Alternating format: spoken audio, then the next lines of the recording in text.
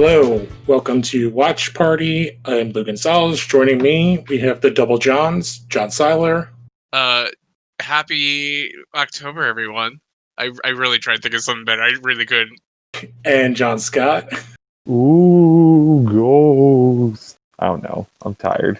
It's been a long week. Yep, which is why we are watching a movie that doesn't necessarily fit into what we usually watch, but it involves everybody whose movies we watch and love. Yeah, man. What movie are we watching? We're watching, was it 1996, the Frighteners. Yeah, man. And I'm gonna say it now, and this might be a controversial opinion, which honestly, it actually is a controversial opinion. Best Peter Jackson movie? Ooh, interesting. Because I don't know, man. Not Lord of the Rings guy. I really miss the time where Peter Jackson did horror, and I kind of wish he would go back to doing horror, like Dead Alive or or something weird like Meet the Feebles. But the Frighteners, I think, is kind of like him at his most kind of madcappy. And he has this and the movie's just got this really great ensemble cast, and it's fun. It has a lot of really great horror to it. I think it's great. I've not seen any of Jackson's work pre-Frighteners because I'm waiting for those apparent 4K releases he's doing. Oh, so yeah, I'm going to pull up, I completely forgot to pull up his IMDb. So this is the movie that Micheal J. Fox did right before our last movie. So he kind of did them back to back. What a legend. To be fair, though, Mars Attacks was 2 seconds, not even. Oh, yeah. And basically this movie, he said, is why he stopped doing movies. Oh. Not because it was bad, but because he had to film it in New Zealand and was like, I have kids. I cannot do this on the other side of the world. Was this also possibly around the time where he probably starts having No, he went from this to doing Spin City. Yeah. Okay, because this is I know what you're thinking. Yeah, no, he did not start experiencing symptoms until he was well into Spin City.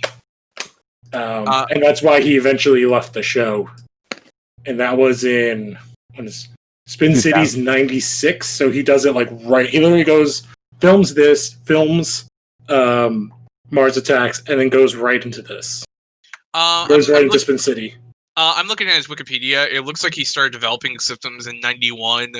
Then he started having a drinking problem and really heavy depression around those times, and then in 98 he went public with Parkinson's. So that's maybe I'm remembering when he went public then. So I assume also him stopped doing films also had to kind of not only had to do with his disease, but also him having addiction problems that being closer to home and not traveling overseas is probably best for me. Yeah, he also got really pigeonholed, and this and Mars Attacks are his two movies that aren't in his kind of what he got stuck in, which is being the young pretty boy guy. He kind of plays off that in Mars Attacks, but he's really off character in this movie, which is why I love this movie for him. And then he does some great vocal performances with Homeward Bound, Stuart Little, Atlantis. Yeah, because I was going to say the other thing is after 96, the only films he really does after that are all voiceover work. Yeah, he does a couple of little snippet things here and there, live action, and that's it. Yeah, because the last thing I saw him in, which was 2 years ago, is he did a couple episodes stint on Designated Survivor, which he was really good in. He's also done a couple episodes on The Good Wife and The Good Fight, which is also apparently really good. Yeah, the spin-off, that's on CBS All Access. I only care about CBS for The Stand at this point. Oh, no. Well, if they do a third season of Discovery, I will be very happy. But I'll probably watch The Stand. All right. Are you guys... Well, so Frighteners is on HBO Max. Are you guys all set? Yes, I am. I am comfy and ready to go. Silent? Oh, yeah. Yeah. All right. John Scott, if you want to give us a countdown. All right, you spooky boys and girls, get ready to go in 3, 2, 1, go.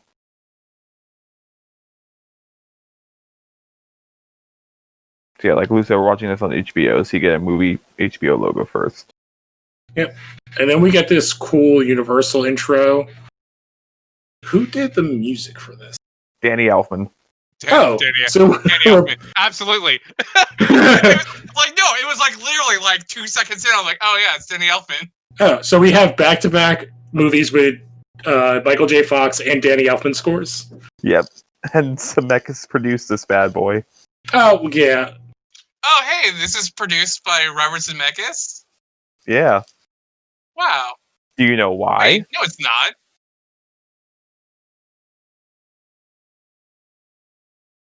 Do you know why it was produced by Zemeckis?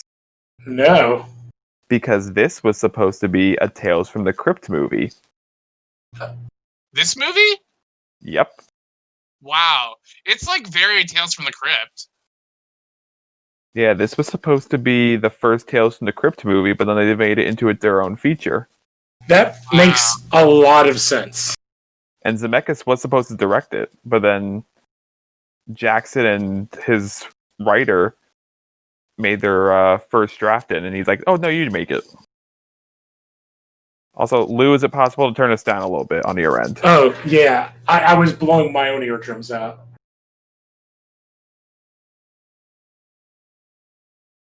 But yeah, I could definitely see this being like a Tales from the Crypt movie before. Oh, yeah. Ooh, that CGI is not aging great. I think, like, also, if you look at a lot of, like, especially, like, also, like, Dead Alive, you could tell, like, he's, like, a huge fan of like, those Tales from the Crypt comics that are just, horror inspired. This has, like, a very Tales from the Crypts look. It also kind of has a very similar look to me to Sam Raimi-ish. Yep. Which I'm sure he was a big influence on Peter Jackson. Oh, without a doubt. But, like, a lot of these angles and these shots remind me of Sam Raimi.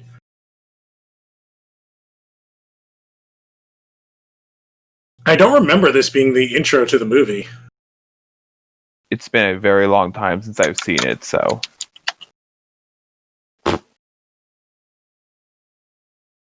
Alright, Grandma. Well, there's also, like, a lot of Psycho in this movie. I think, like, also it's just, like, kind of a happy accident that, like, I think Sam Raimi is more of a contemporary to Peter Jackson. Because, like, oh, yes. I would say they are, yeah. He just hit it bigger. Because Evil Dead 2 was 87, and I want to say, like, Dead Alive is, like, 89, 91. Oh, yeah. Then, I could see that actually more so then. Yeah. I think it's more that because he's an American, Raimi broke first. And I feel like you can see a lot of that style kind of go off onto Jackson.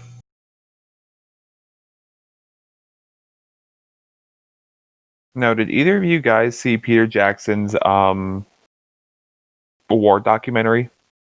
Yes, I did. So fucking good. I'm not like a war guy. It is really interesting. It's World War I, and they took a bunch of footage and like digitized it and colored it and slowed it down, and it's like a lot of the words from people who were alive from different interviews in the past talking over stuff. It's really, really well done. I actually watched it as a teacher, teaching in a class. We watched it. It was really well done. Yeah, I assume it was. It's just if you're not into like docs and specifically like war docs, but it's really about like how it's about the British soldiers in World War I and how they are so young because they're all like 16 to 18. To get off for a second, this kid that they sent out, do you know who he looks like? Hugh Grant? No, he looks like the one son from Home Improvement. Oh, which not Jonathan Taylor Thomas, right? Yeah, not Zachary Ty Bryan. Oh, and there's Mr. Oingo Boingo himself, Danny Elfman. Also, like the judge makeup done by Rick Baker. That's not bad. Oh, I forgot I got Rick Baker for this.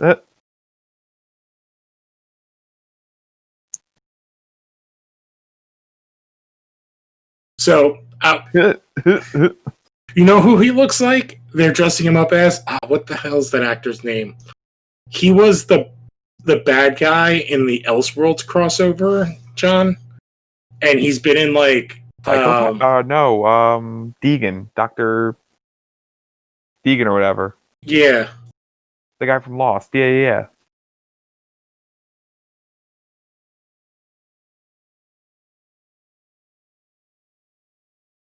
Yeah, I could see that.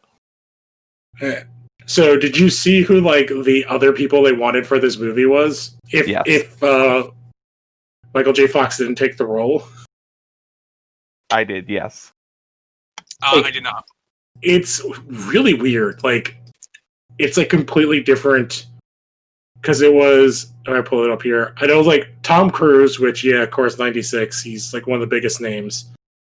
Which is funny to me though, because if he had made this, I don't think he would have made Mission Impossible. Yeah, the next choice makes sense because I feel like him and Michael J. Fox kind of fit together, and that is Matthew Broderick. Oh yeah. I could see that. Yeah, and then John Cusack, which I also think fits in that kind of 80s, like 80s pretty boy guy, like trying to reinvent themselves in the 90s.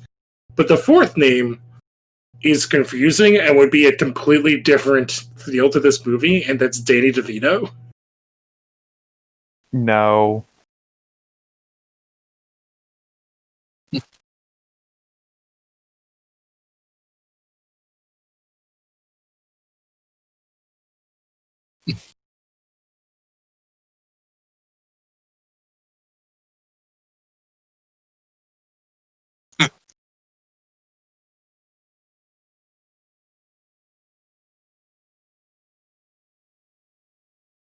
I would love for him to just be like, "Hey, I'm sorry, there was a log truck coming right at me." Well, I mean, it's like he's also just a guy who's just driving. Like, I mean, you saw him driving, right? Yeah. It's like he also doesn't give a fuck. That's a guy who's in a 90s Guido jumpsuit that also has lawn gnomes. Ooh, that is awesome villain hair. Right? Yeah. Oh my god, I just realized how I know Minnie Driver. She's the voice of Jane in Tarzan. That's how I know her. Wait, who? Is that Minnie Driver? No, it's Trini Alvarado. Oh my god, she looks like Minnie Driver. Alvarado. She looks just like her. She is from Little Women, and then she's also the adult version of the little girl in the amazing movie Pauly, where Pauly Shore is a parrot. She's in Fringe.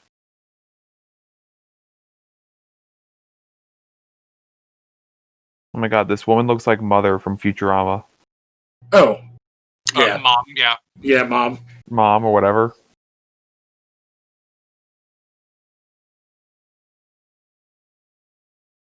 Yeah, she did Little Women. She's Meg, which I don't remember which character that is. Is that the one that dies? She's the little woman. Oh, so she's the one that marries Christian Bale? I don't know. I'm not. No, the little one in that movie is Kristen Dunst. I was trying to make a joke. Yeah, she's the one in Little Women who didn't become a mega superstar. Out of Winona Ryder, Samantha Mathis, Kristen Dunst, and Claire Danes. I'm sorry, it's Claire Danes. Winona Ryder and Kristen Dunst, and then this woman is the fourth little woman. And these camera shots are like gunshots to the face. Yeah.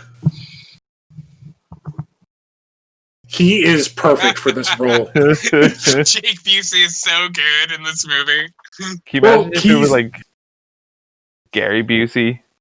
Oh my god! Like I wished, like they should have had like him play like the other girl's dad or something like that. Like those just crazy Busey teeth and crazy eyes. Oh my Where is god. he at in his career? This I don't know, man. Like, off of, this was a year before Starship Troopers. I was gonna say Starship Troopers. Yeah, I was just like, it had to be close. This was a year before.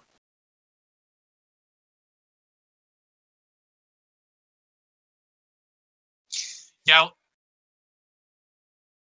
I actually just- like this concept. that he wants to be the most known serial killer of all time. Yeah, and like the number count, and because the person he said was like a real person. Yeah. And there's also a lot that they take off of this, like from real people. Ah, yes. VHS tapes. The true form of media. What a weird couple. So she has a doll in her bed, and he's doing rowing, and he has an Elvis statue? That's a Raggedy Ann. Oh, I'm sorry. Do you mean Annabelle? There's like a a pair of toys. It's Raggedy Ann and Raggedy Andy. Oh, I know, but the real Annabelle is a Raggedy Ann doll. Yeah. You show some goddamn respect to Raggedy Ann, alright?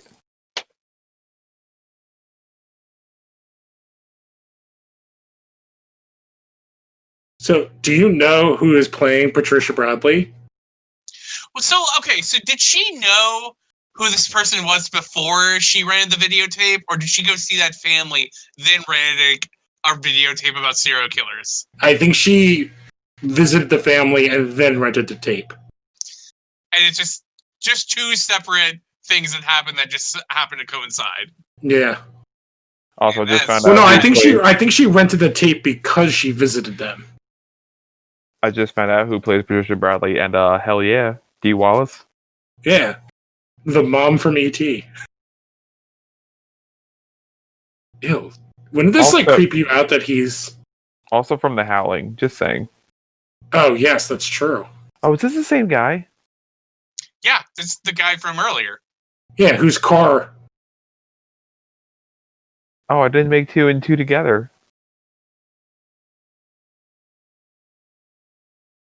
I also love this idea. Like, this entire concept is so fun of him being like this weird...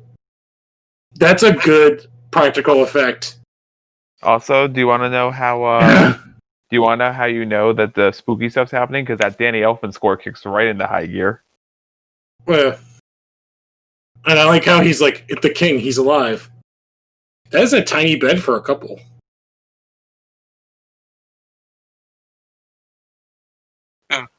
Oh no, it's the real Annabelle. Yes, because the pillow will kill it.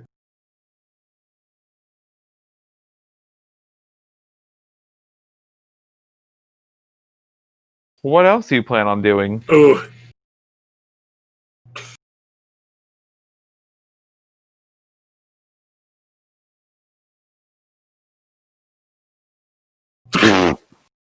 Like those bits are what like make like scream like Sam Raimi stuff to me.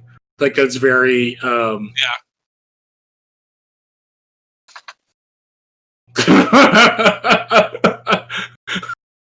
You know what that reminds me of? That reminds me of the strap your belt on, kid.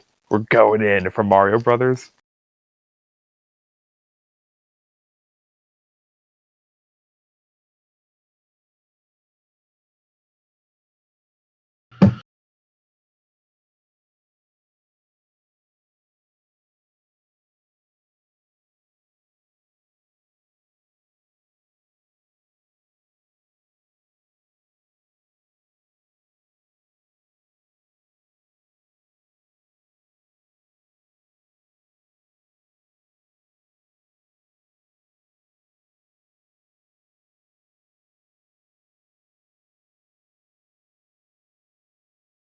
I just like to think that Marty McFly, like, this is Marty McFly doing like Peter Venkman. yeah, and it's kind of fantastic. I mean, given like who this character kind of ends up being, I think it's like if you took Venkman and Bill Murray's character and just smashed them into like one character. Because it's like, it's the idea that he's also like, kind of bullshitting.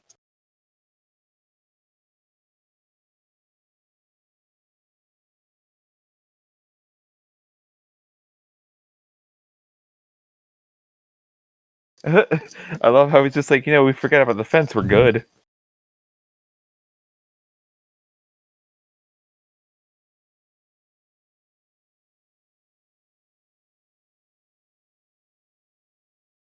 Okay, that's definitely a trap.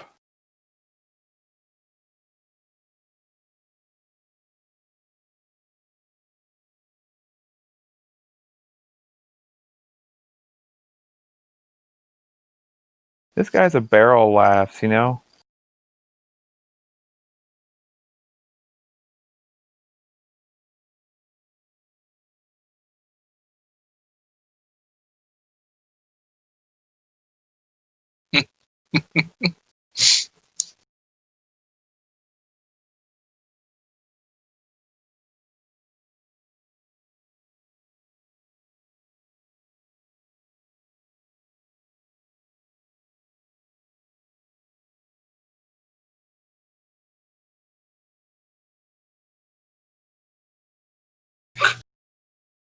Okay, so you want to know something funny? You know how you saw the Elvis statue in their room, and he's obsessed with Elvis?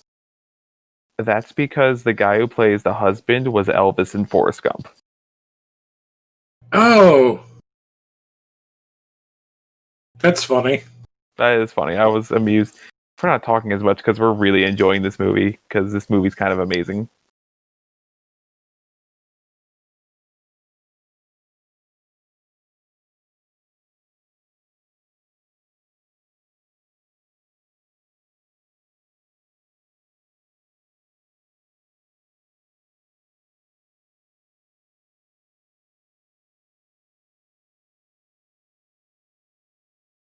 This guy looks super familiar. I'm looking him up right now. Yeah, Forrest Gump is like his big break, and then he got this role, and then done like small stuff since then.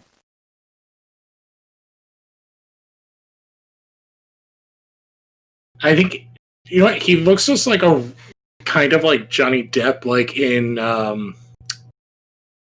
what is that movie he did? Like, is it Crybaby? Yeah. Yeah. Yeah, he just gives me a lot of that vibe.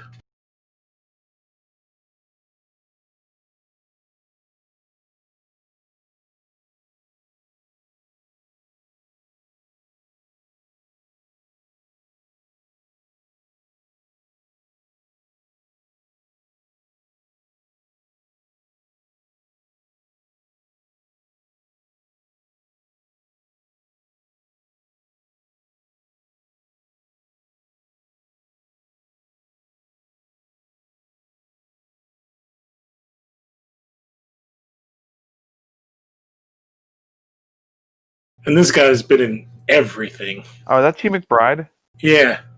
Oh, hell yeah. Oh, dude, he's such a good character actor.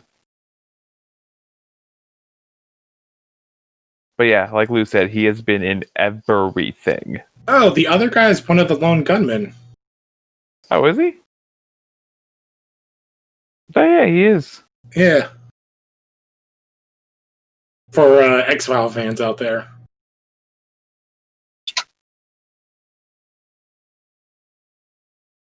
Is he the blonde one?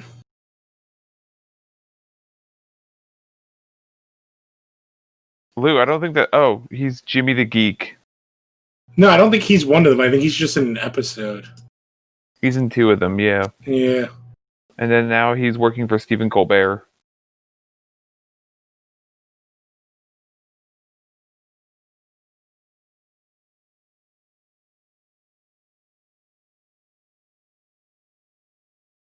Oh, he was also in Alien Nation.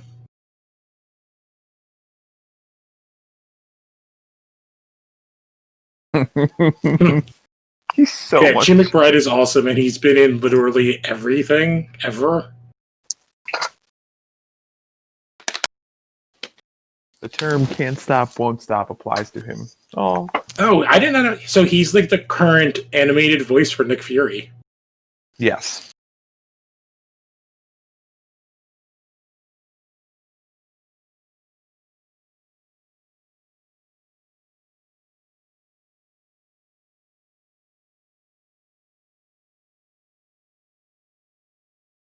Someone don't tell Mike Pence that.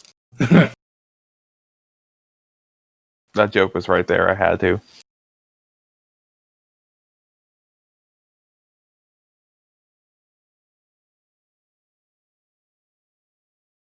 Okay, that's cool. That reminds me a lot of like. Oh, I forgot about the dog.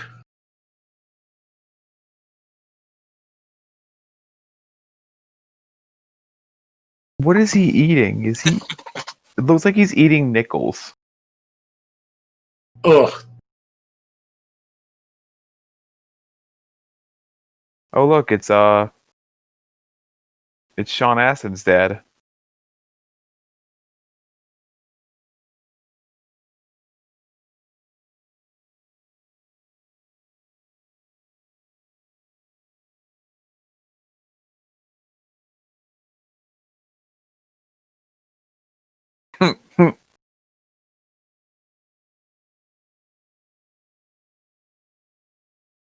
Yeah, you're definitely not supposed to burn those things. What is he burning? Like chunks of like compressed wood, Oh, like okay. 2x4 stuff, like treated wood. Oh yeah, definitely not. I wonder if like Sean Astin ever came to see his. I wonder if Sean Astin I ever love came his to see. His, design. That he's Oh, like that that he's such an old ghost that he's just falling apart. I wonder if Sean Astin came to set and was like, and Peter Jackson saw him. He's like, "Hey, wait a minute."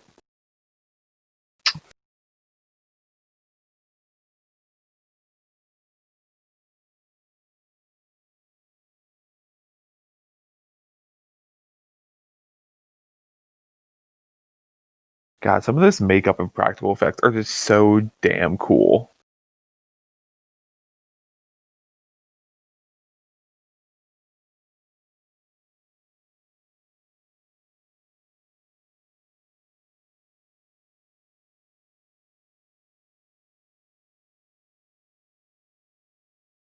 Yeah. Oh, yeah. We like you were saying. That's John Astin. Sean Astin's dad. He also played. We got Gomez Adams in the TV show Adams Family back in the day. Oh. He's also been in the original Freaky Friday, West Side Story, Teen Wolf 2.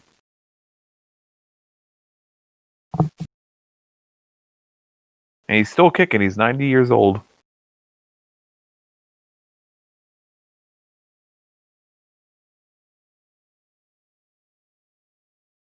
I know that actress. Yeah, that's what I was doing too. I was like scrolling.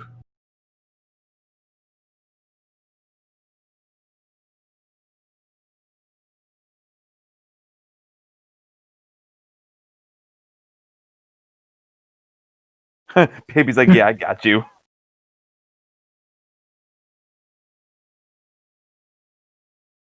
I feel like that woman in the red was the, she looks like the woman from Home Alone 2.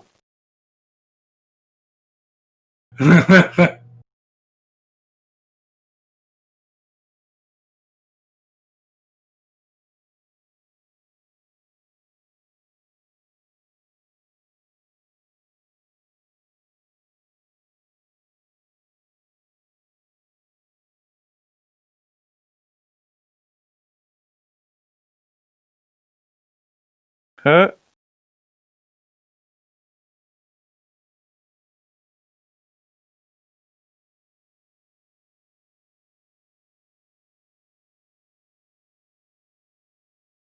So that is Leslie Wing, and she did all the High School Musicals. She's one of the Oh. teachers. Oh. And she was a big, like, 80s TV actress.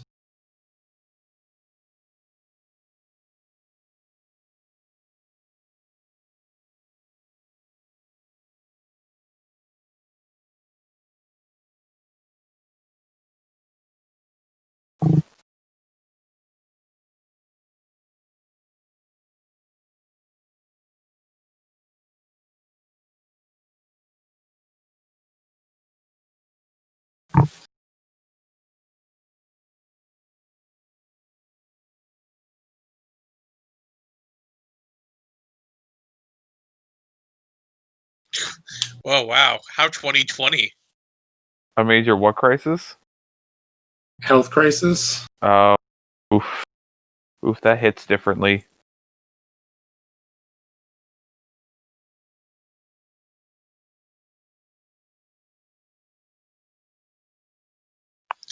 What I don't understand is then it's like, how do you explain the? Oh, is that Peter Jackson?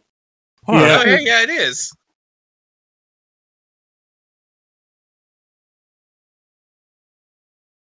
Okay, that was funny. Anyway.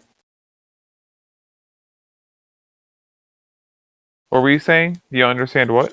Like, well, how does she? How does the lady explain her kids flying around?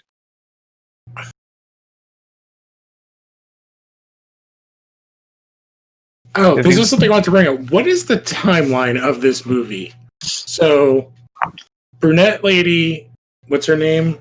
Lucy meets. Frank. No, Lucy goes to the person's house. And then.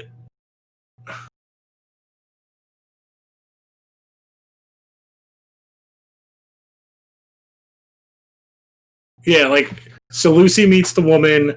He hits the thing. That's all one day. Like, how many days later is this? Like, the next day? I think it's the next day.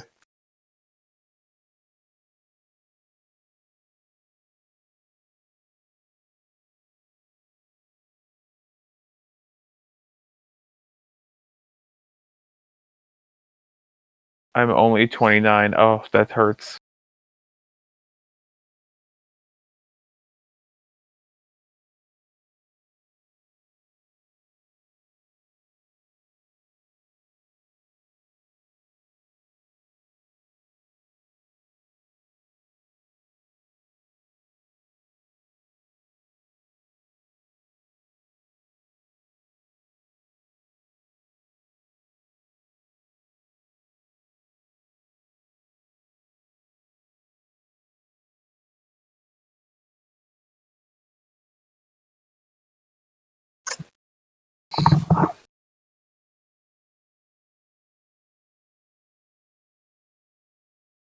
I mean, I love the setup for this movie. Like, the world building and, like, how he explains the afterlife. Jackson, at least. Yeah.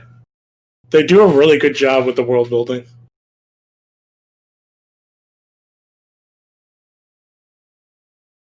All the ghosts look like they've just been uncontrollably crying. Yeah. I also like that the ghosts are, like, kind of Beetlejuicy. And, like, they're actual people. Yeah, but... Great cameo.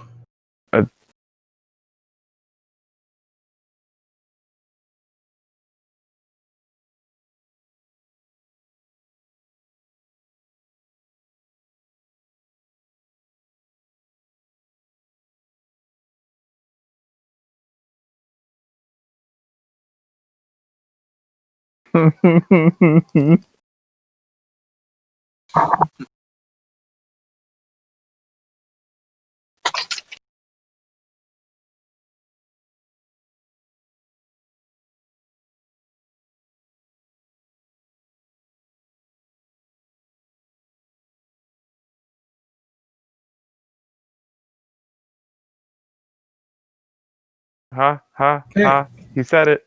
Yeah.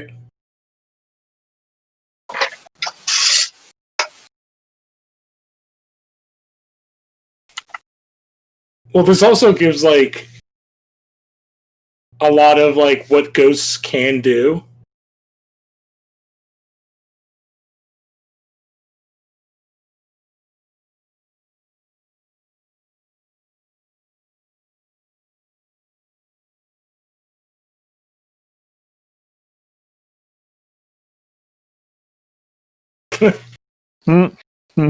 Over shit talking him at his own funeral. Who is that guy with the bolo tie and the mullet? How is he sweating?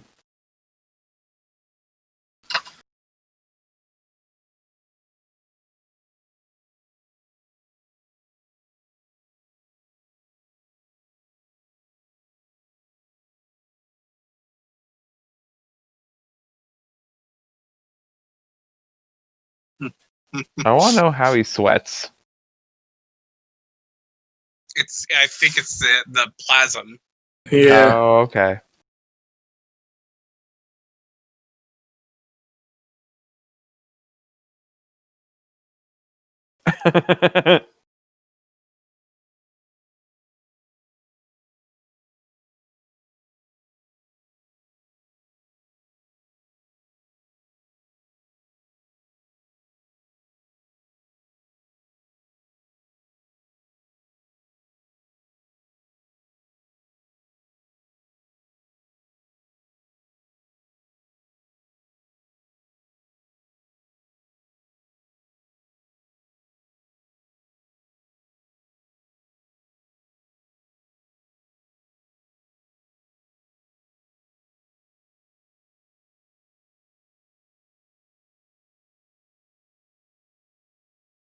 Okay, this looks like a very John Candy like role. Yeah, this guy's also a character actor that's been in everything.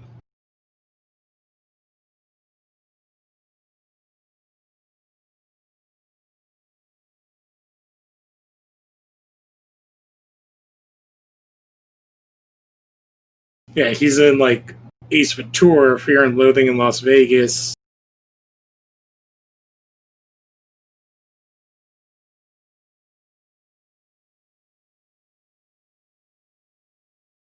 Oh, he played Bibbo in Lois and Clark.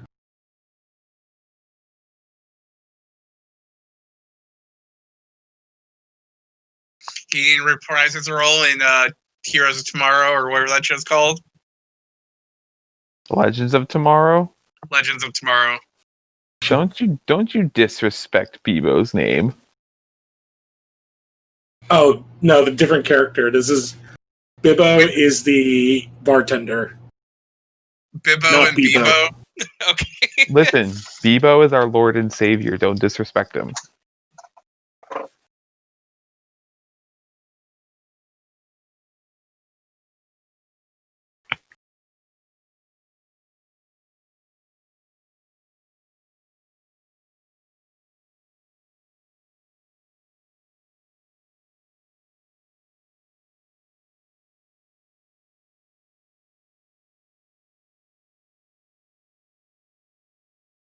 Oof.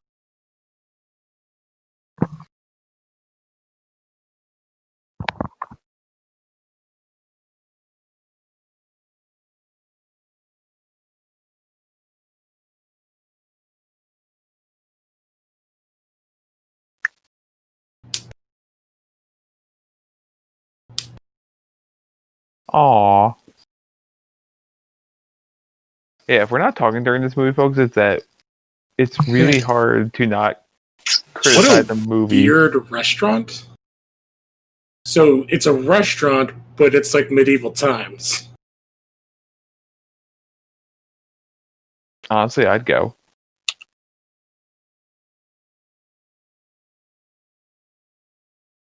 So is this supposed to be the same night? Yeah, this is the literal same night.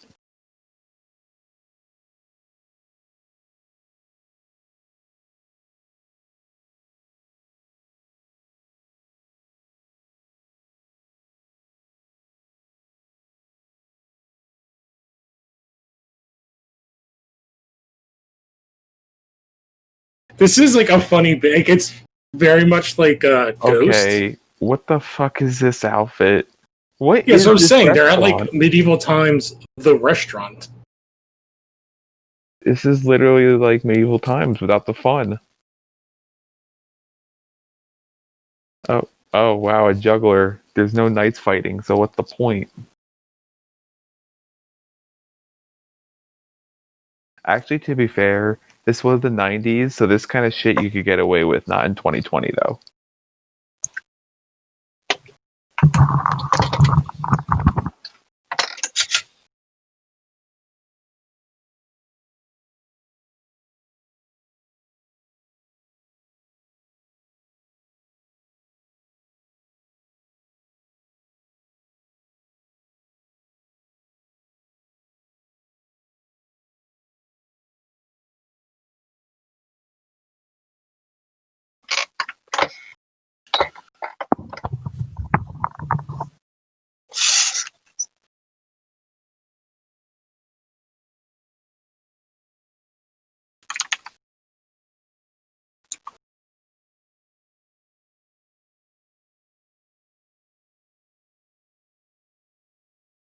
Did you cheat on me?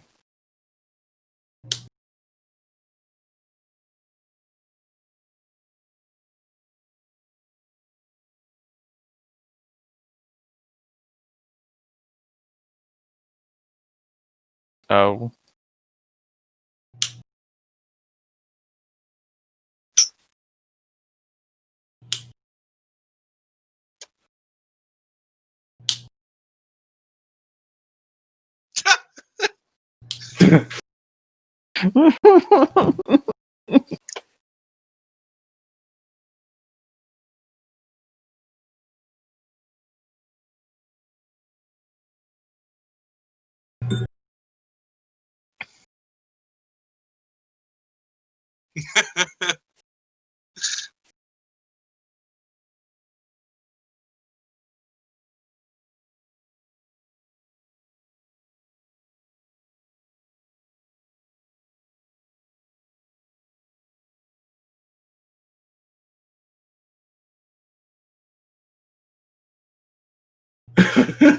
I do how this is like I said before, it's like Ghost, but like a comedy version. Yeah. Like not romantic at all.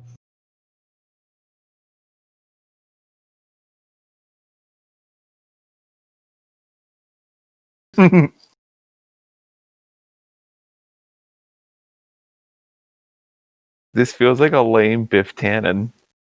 Oh yeah, this definitely feels like he feels Biff Tannen-y. He acts like a lame Biff. And I saw one of the things like Michael J. Fox kept blowing takes. Oh, I heard about this. Yeah, because he kept calling the judge Doc.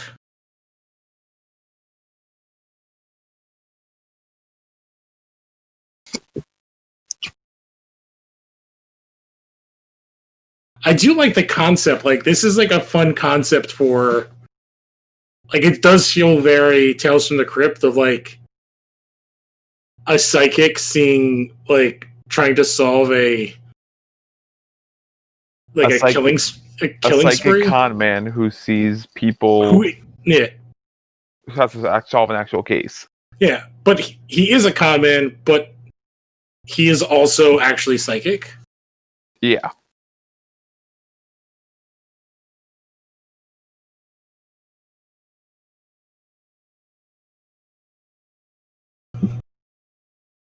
But yeah, so this is actually kind of funny because this movie will tie into another movie we're doing. Probably the next one we do. Probably. Alright, that's cool. Yeah.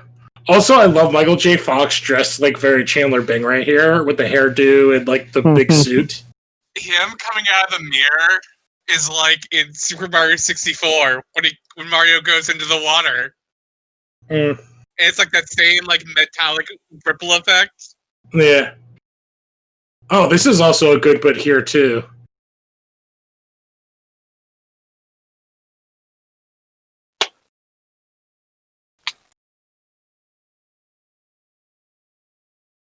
I gotta say, some of these effects hold up very well. Oh, like yeah, for 96, like, these are amazing effects. Some of them hold up, not all of them. No.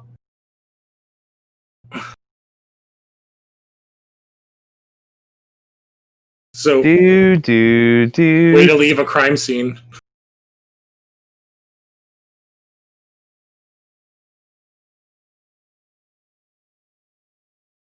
So, Man, You gotta go chase the Grim Reaper. He's chasing a Nazgul. If we're gonna keep up with the Peter Jackson, Oh yeah, it's kind of.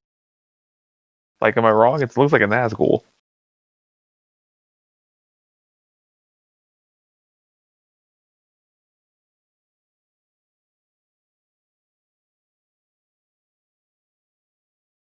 Okay, so something that makes me really happy is that I just read this here.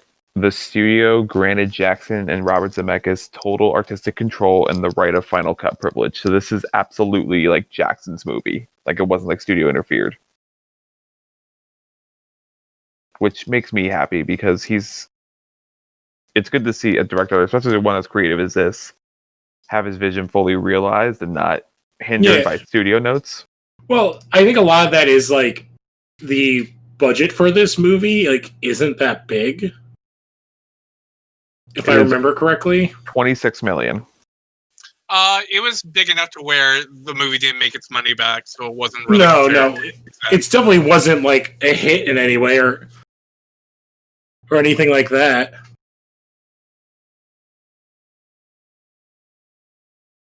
And apparently post-production was rust, but Universal loved his rough cut so much they moved the release date up by 3 months. Wow. So you're thinking this comes out in July, so it's supposed to come out October.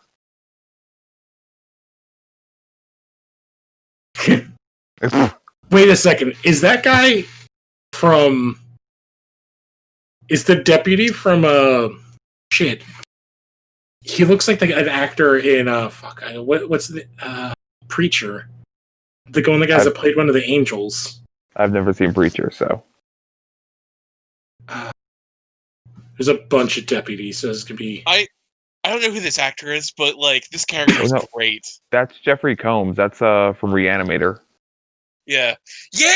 Oh man, yeah. Yeah, he's in everything. Like I looked at like they do so much with like it's not makeup, it's like this haircut and his posture. And it's like just the way he acts, like the way he doesn't like look at people. Yeah.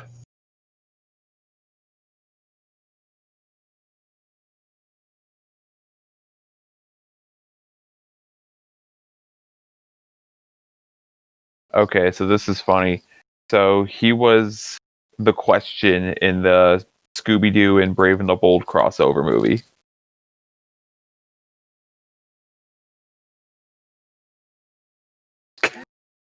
I love how like weird of a character this is. Like this character is insane. I'm trying to remember. He's like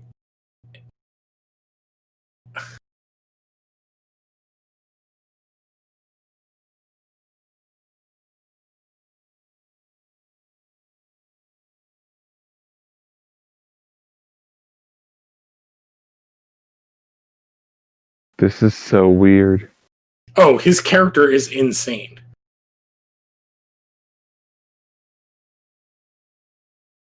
Did they say what his position is? He works for the FBI. Okay, that's what I thought I remembered.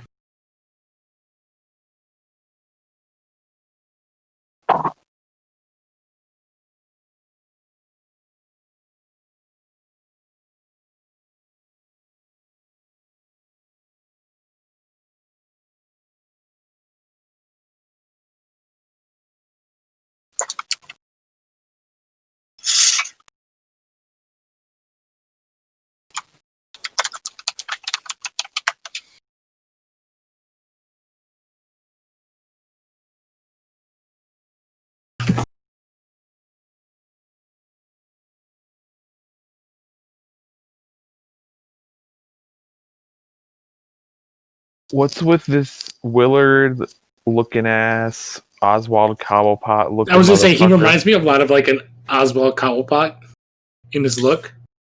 Like this looks like a Gotham. Is this what they got the Gotham idea from? I mean, the father of Oswald Cobblepot was in Batman Returns was Paul Rubin. I forget the name of the actual actor, but Pee Wee Herman. Yeah, Paul Rubin. So I mean, like,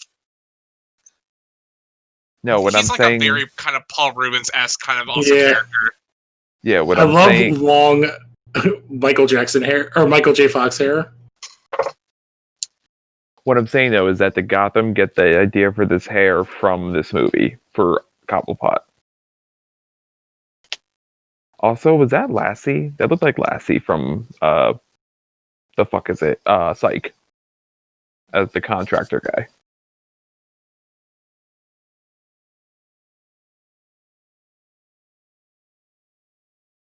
I feel like he's also doing like kind of an Ace Ventura thing here too. Yo, Jim Carrey could have definitely played this role. He was big enough.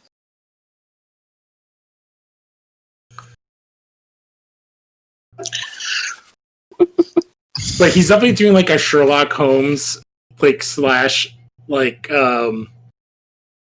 Fox Mulder. His face reminds me so much like Jim Carrey. Oh my god! So Michael J. Fox with long hair looks like Eric Stoltz, which is hilarious. Which is funny considering who was supposed to play Oh no, he did play. Like they filmed over half that movie. and then Oh they're my like, god! I'm like looking at like Jeffrey Combs' IMDb.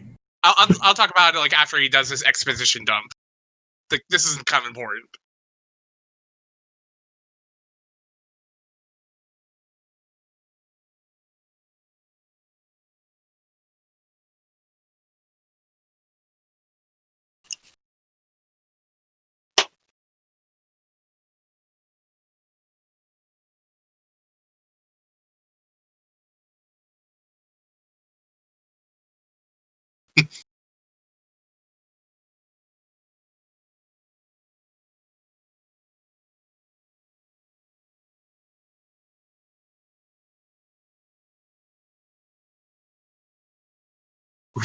What?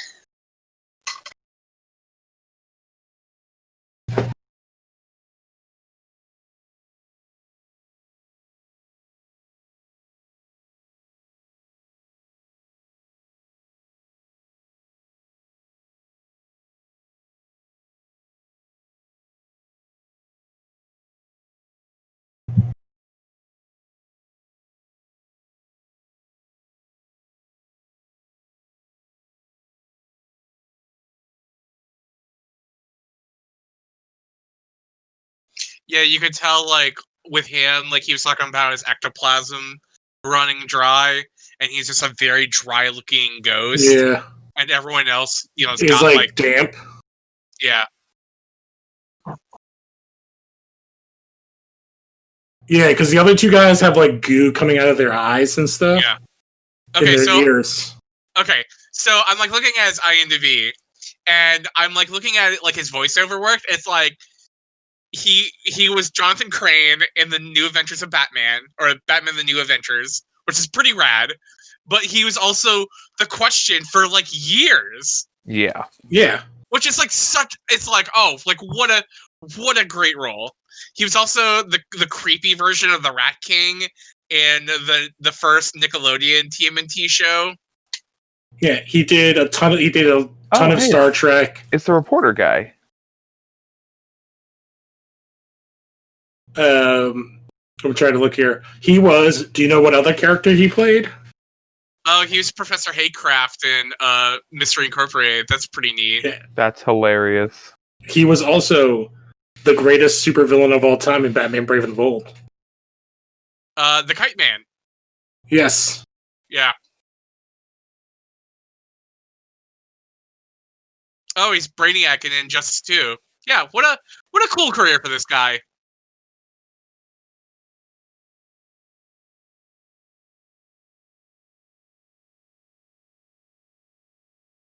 Hey, I guess it doesn't matter when that cops will just pull out their guns at people. But they didn't shoot first. Yeah.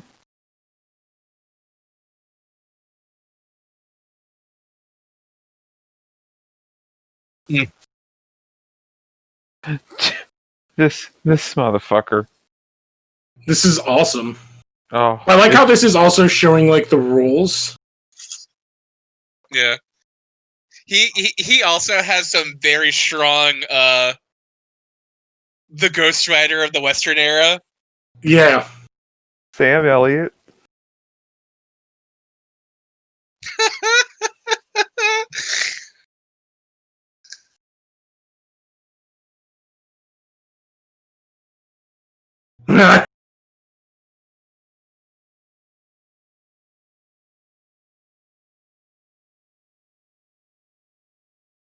Oh, the hanging judge. I just got that. Oh joke. my god.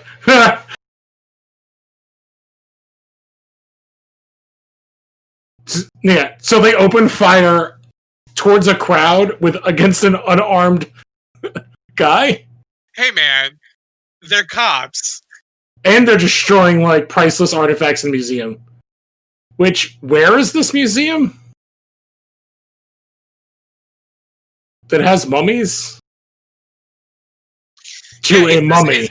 It's this weird town that has like an extensive museum and a midnight times or medieval times.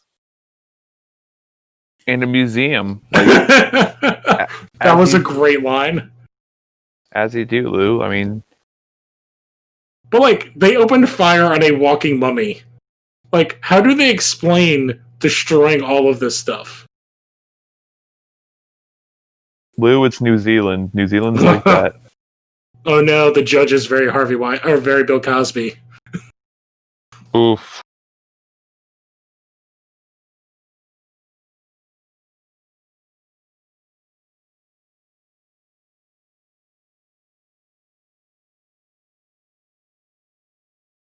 The design on the Reaper is awesome too.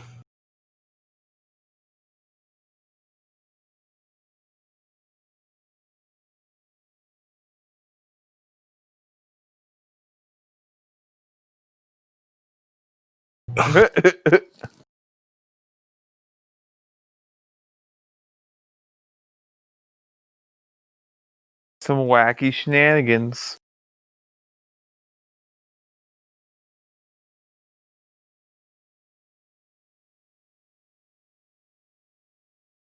Again, just opening fire directly towards him and the public. Listen, man, you don't know what New Zealand's like.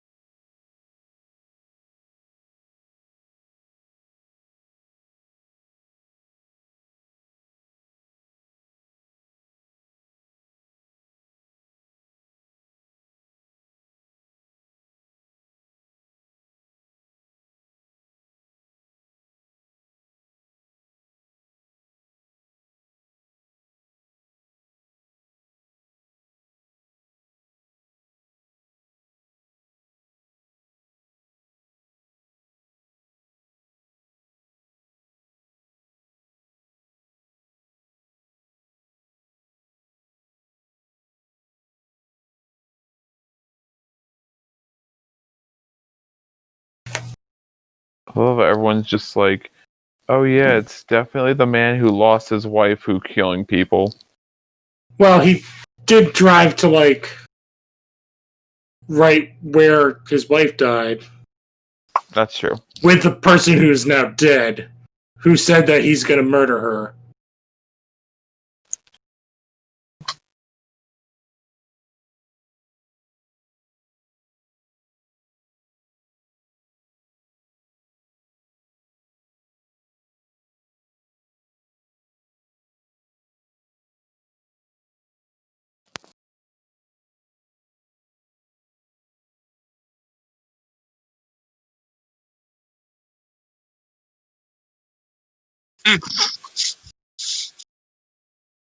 So she died not knowing how she really died? She was knocked out when the Reaper got her. Yeah. Also, I guess that's true because the other guy didn't know either.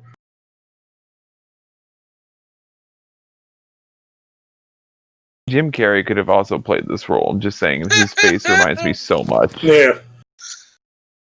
Jim Carrey was like the height of his powers.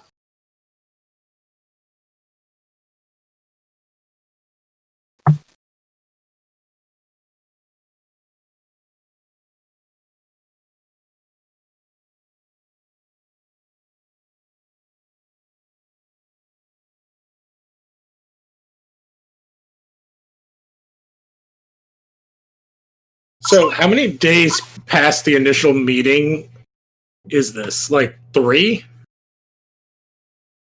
Yeah. Like from the start of the movie, this is within the same week, right? I think it's like within the last couple of days. Yeah.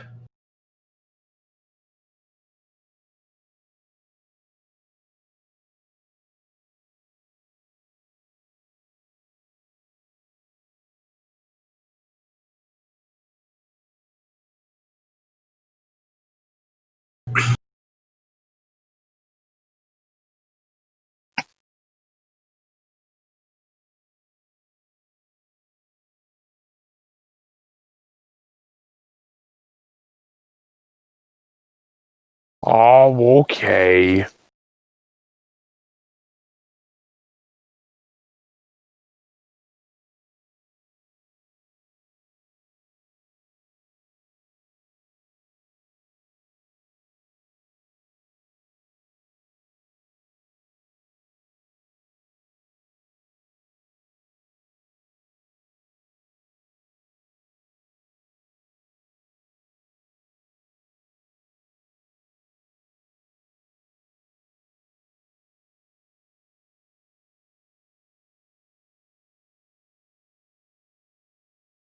That's not how the FBI works.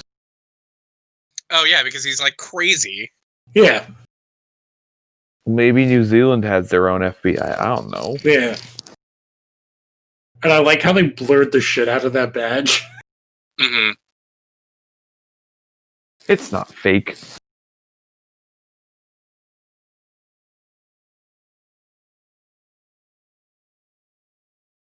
That's also a very weird thing to do.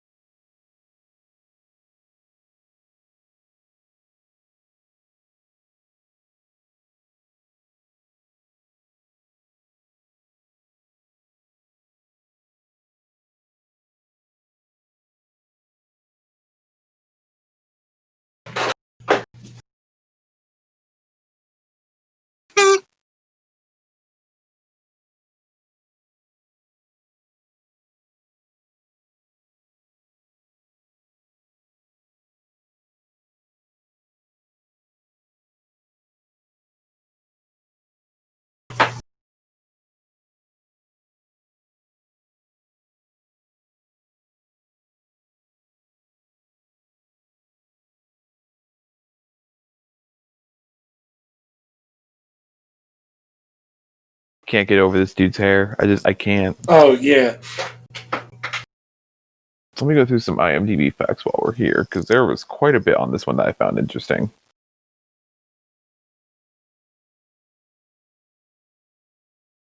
Apparently, according to, I said this before earlier in the chat, compared to Jake Busey, or according to Jake Busey, there we go, that's the word.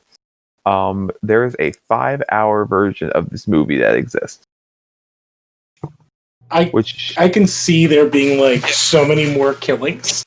Yeah, try not to like read too much stuff because like there's also like a huge kind of like mystery element to this movie.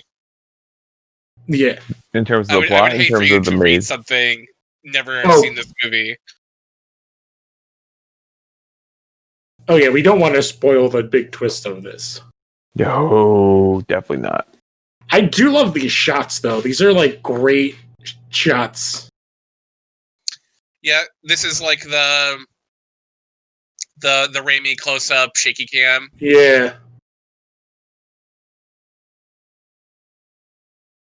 Like the when he's in like the cabin and like all the Yeah. animals start talking. Yeah, exactly. Yeah.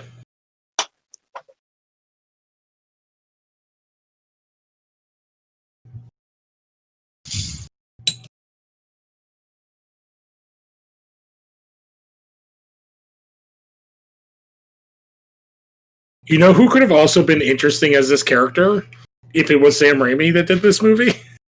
Paul Rubens. Oh, well, yeah, Paul Rubens. But I was thinking of what's his name? That's in all of his movies. Bruce Campbell. Bruce Campbell. Like this guy reminds me of like tiny Bruce Campbell. Because Bruce Campbell's a big dude.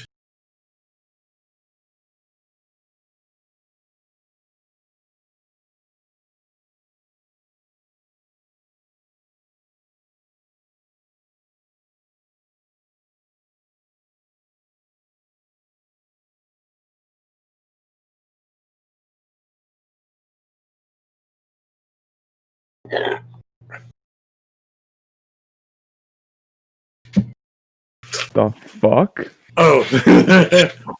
This is only like the first. Like I feel like this is the second layer of the onion of the insanity of this character. Like that guy. I guess I never remembered what the sheriff said, but like this guy's just broken from his investigations.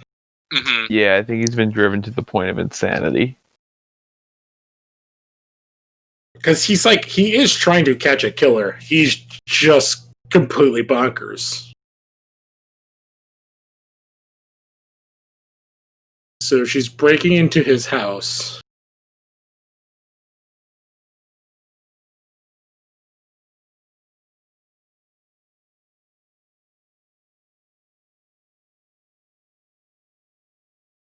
Yeah, I like how we're seeing he's kind of decaying now.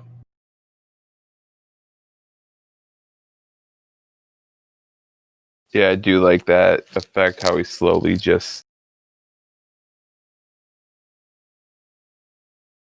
I like how he's calling Michael J. Fox a loser when he gave away, like he blew 16 grand.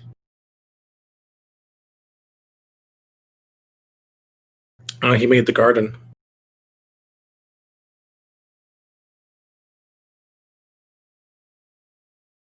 Also, that is like the worst studio fake rain.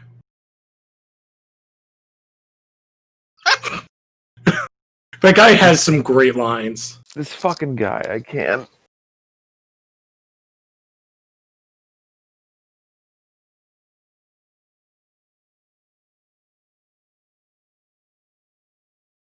Oh, I also did not remember that through line. That's what connects. I barely remember anything about this movie. It's been, I think, since high school. I remembered like Michael J. Fox, his three buddy ghosts, the old lady and her daughter, and Jake Busey, and the twist. I did not remember the reporter. I did not remember any of the other stuff. I remember the Grim Reaper, that's it.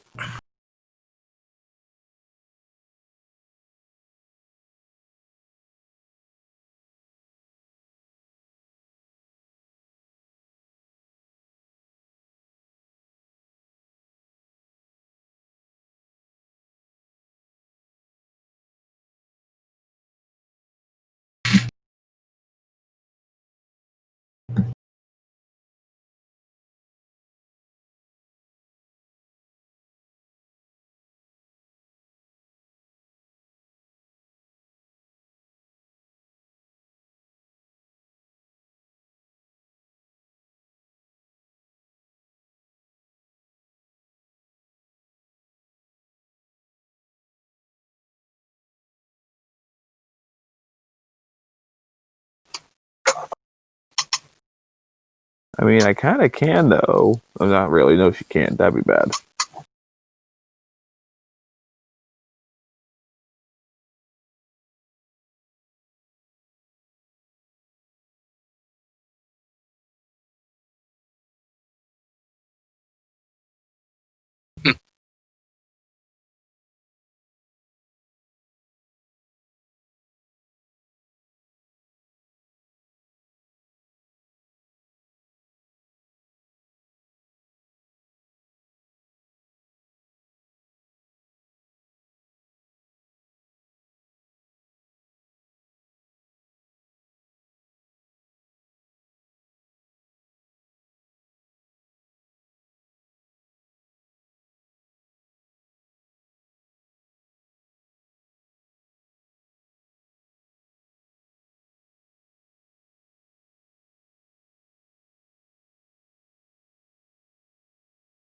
I wish Jackson would go back to horror. I mean, I know like he made King Kong after Lord of the Rings, which was still big, but The only movie I've ever fallen asleep in the theater to. okay, well that's because that movie was 3 fucking hours. That's why. It's also like too much. It's too like it's somebody who's a film nerd trying to make the original again. Like it's too much. I don't mind that movie, but it's a movie I'm not going to like. Watch What movie? King Kong. Jackson's King Kong. King Kong needed to be like an hour shorter or 45 minutes shorter, and then it would have been like great. But like, there's like a lot of really cool moments, but there's also just like a lot that just like kind of doesn't go anywhere. Yeah, I mean, I get it. You want to set a lot of things up, and look, the island's hey, like cool. let's have this big, like 8-minute long scene where the captain's talking to like this crewmate about something, and then like have them both die 10 minutes later. It's like, what was the point of all this? Yeah, I don't need a scene where like Adrian Brody and Jack Black are arguing about why they're going to the island. I'm like, set this up earlier. Who gives a shit?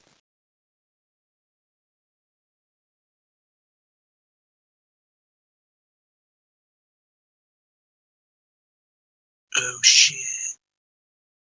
It's a clue. Oh, we're playing Blue's Clues? Fuck yeah. Blue, can you find the Exacto Knight? How about you kids? Can you find the dead body? A clue, a clue! But yeah, you recognize like the Exacto Knife, right? Yeah. Yeah. Chekhov's Exacto Knife. Yeah. We just gotta... There's like many like things. It's like, oh, is the magical thing urn going to come back that we just saw? See, I've been reading Brightest Day, so I'm just gonna call that the White Lantern, because that's what it looks like.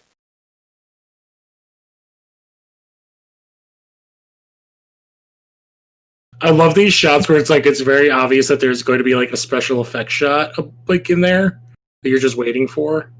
Yeah. It's like really funny because that CGI shot of him going through the wall looks basically just exactly like the CGI shot for the Nightmare remake. Okay, that's cool. Him getting his face torn off, that was cool. I have not seen the new Nightmare. That was unexpected. What a great jump scare. Yeah. Right? Ooh.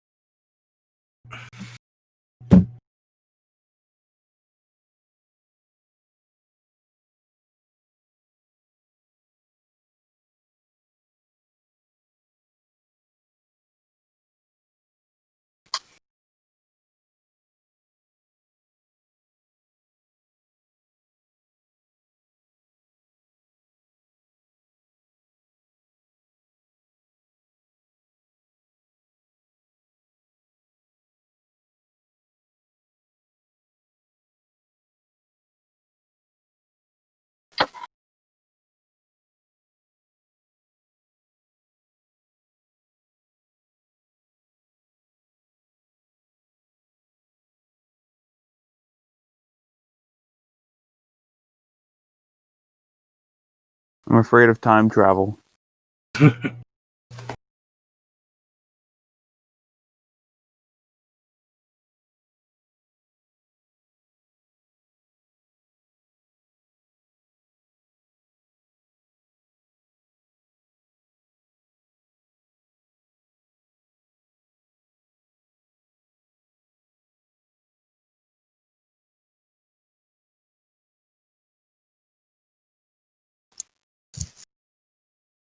Huh.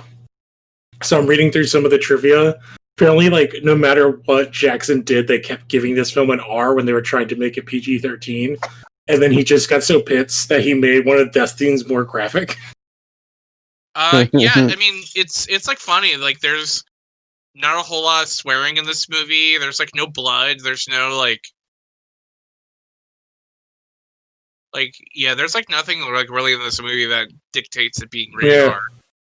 which, like, honestly was kind of a death nail for this movie. Mm-hmm. Yeah, because it's like if you see the R, you expect some other stuff.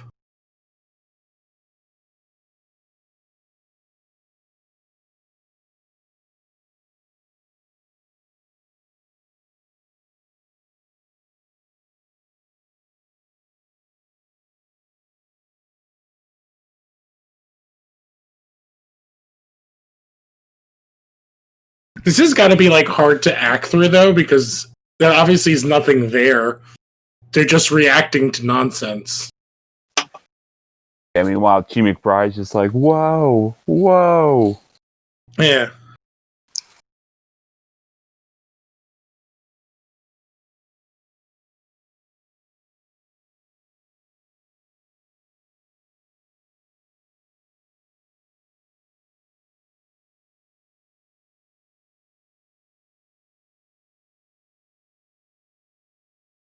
Well, I also like that idea that they like deflate.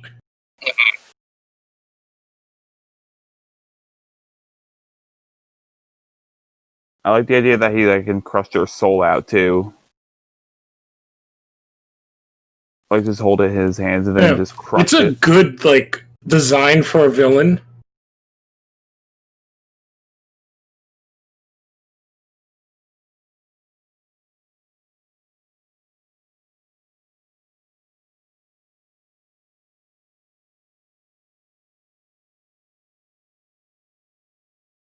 And again, so he's just gonna shoot an unarmed prisoner?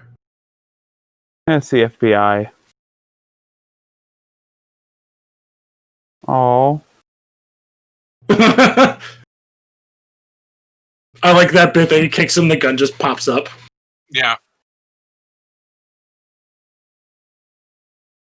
Like, this is very much like Peter Jackson's Evil Dead. Oh, yeah.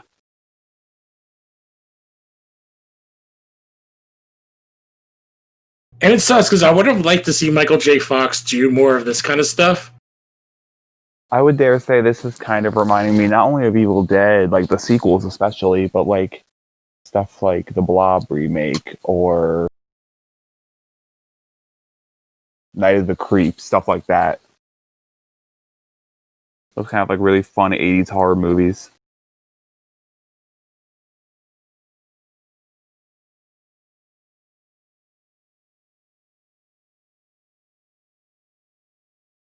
Oh yeah, she's a doctor. So we're just gonna steal from what's the Keith Sutherland movie that they remade like twice? Flatliners? Yeah. I've actually never seen that movie, the original. I wanted to. There's the original's awesome. Then they did like two different. They did a bad sequel, a remake, and then a remake under a different name. I heard the remake, the one that came out like a couple years ago, was absolutely awful. Is that the one with what's her name Clemens? from Tron Legacy? Wilde, Olivia Wilde. I think so. I'm thinking of the one that's like got Kiersey Clemens in it. Oh no, Ellen Page, Diego Luna, Kiersey Clemens. Yeah. Okay. Yeah, because there's another one.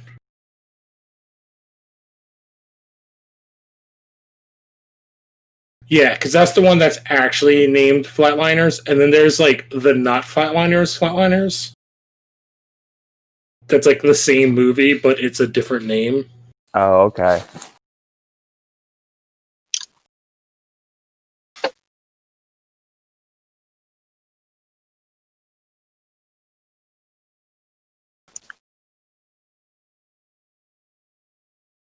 Lazarus Effect.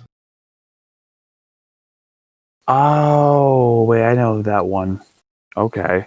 It's a little different, but it's kind of the same thing. Yeah, I think Donald Glover, Olivia Wilde. Okay, I remember this. Yeah. It's a lot of the like, oh, we're gonna put a living person and like kill them and bring them back.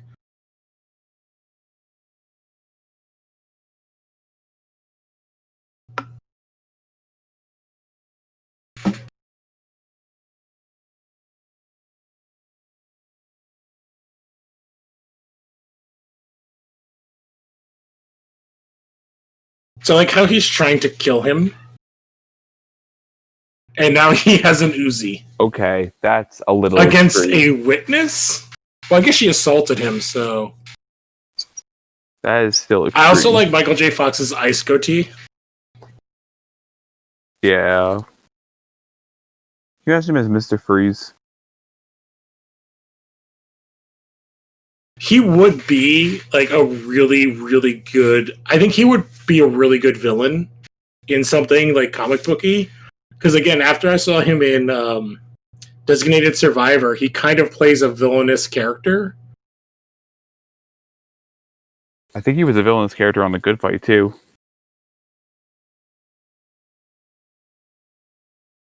I also wonder, like, because this is obviously a lot of wire work that they're doing in green screen, how much Jackson learned off of this. Because is there anything between this and Lord of the Rings? Yeah. Did he just fart? No, he sat on a donut Oh. for his butt. Also a great song for him to be playing. Like a weird dark cover. So let's see. After Frighteners, he does He does Lord of the Rings. Lord of the Rings, yeah.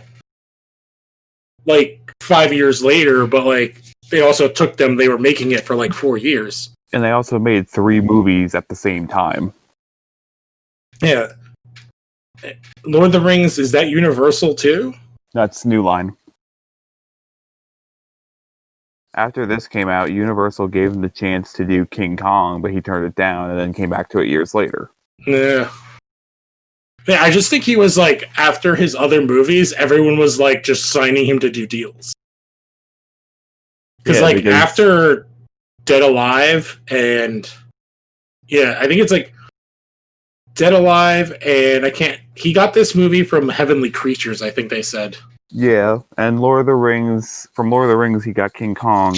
Yeah, Heavenly Creatures was like from a pretty big movie. From King Kong he got District 9, which is a fucking great movie. Well, District 9 is like a weird, because it's a movie that's basically recycling all the stuff from the Halo movie that didn't happen.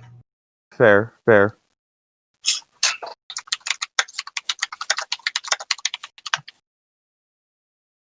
Oh, I don't think I've ever seen Heavenly Creatures.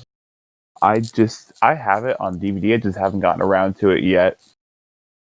It's got like...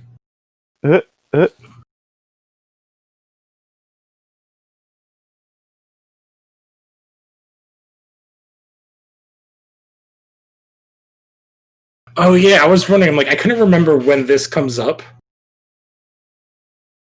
I also love this bit in like old cop cars.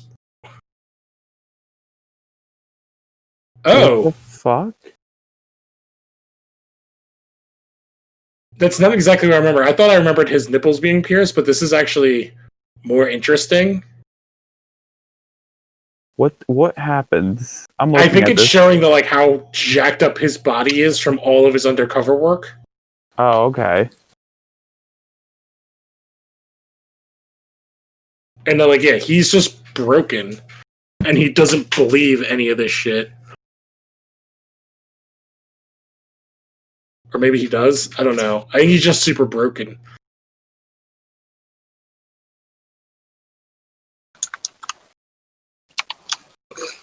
That was also very Jim Carrey of him. Yeah.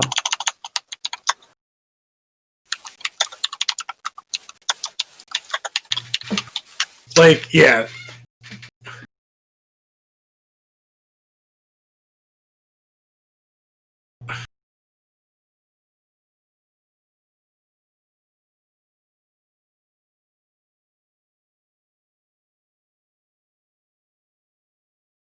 Ooh.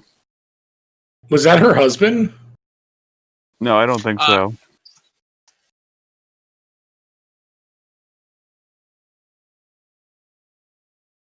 So why are these bodies all popping up?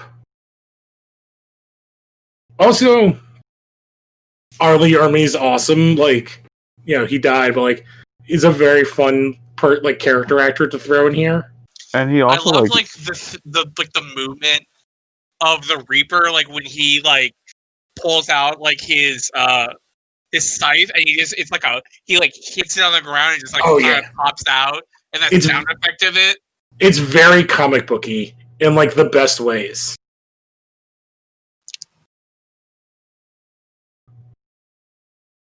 I like how there's like two different fights going on here.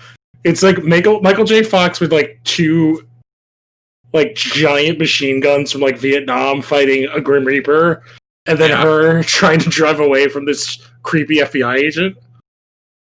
Honestly, but yeah, the design for the Reaper is so good. Alright, that's a definitely Evil Dead kind of design. Oh yeah. But like I do think that you're like John, you joked about it before, but like I bet he was like, I really like this design, I need to use it again. And I bet that's why it basically shows back up in Lord of the Rings. Yeah. Mm-hmm.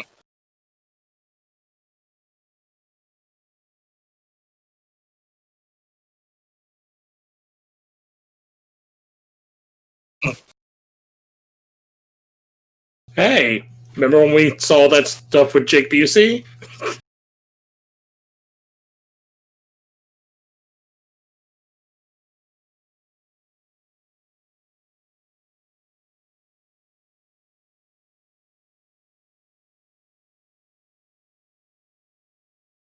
You know what's actually funny with him doing that? I'm like, oh, he's kind of would be really good clown from Spawn. Yeah.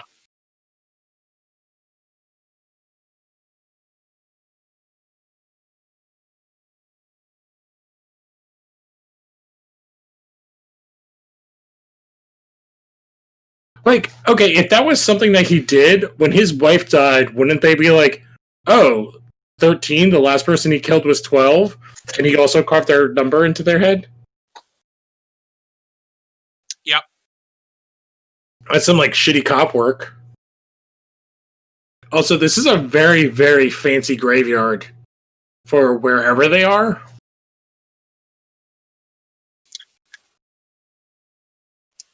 Oh man, it's like 1995 Venom. Oh my god. This is CGI from One More Man. Oh man, could you imagine Jake Busey as Edward Brock? Actually, I could. I actually think that's not, like, this era, not horrible casting. It's better casting than what we got in Spider-Man 3. Yeah. From Sam Raimi.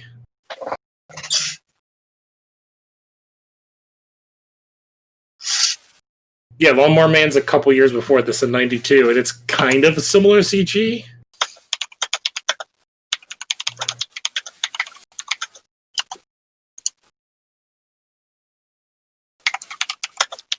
Trying to see what else came, because this was a summer release in 96.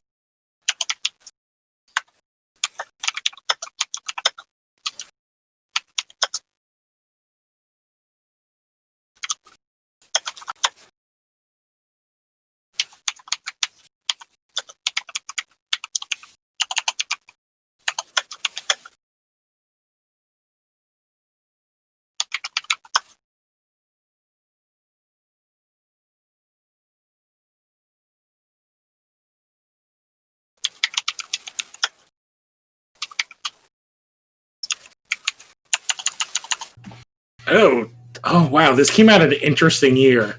So this came out the same weekend as Eraser, the Arnold Schwarzenegger movie that's terrible. The one where a guy is eaten by a crocodile? Yes, and they have laser guns at the end. Yeah, it's literally the two only things I remember from that movie. And James Caan. And you know what else came out this weekend? One of the most underrated animated Disney movies of all time. Wait. 96? Yeah. Animated Disney movies. It would have been after Pocahontas. We've talked about it before. I don't think it's... I don't think it's Hunchback. It's between Pocahontas and Hunchback. What came out I will tell you, one of those is the correct answer. It's Hunchback. Yes, it is. Because no one would say Pocahontas is underrated. Yes. But yeah, so Hunchback, those both did. Eraser did 36 million. Hunchback did 32. Number 3 was The Rock, which is possibly one of my favorite movies, and like one of the best movies from. Oh my god! Well, Nicolas Cage, yes, but also that's what's his name that did all the Transformers movies. Michael Bay. Michael Bay. I think it's probably the best Michael Bay. Bad Boys. Like it's like those movies of Bad Boys. Wasn't The Rock Jerry Bruckheimer? Yes, it's also Jerry Bruckheimer. Okay.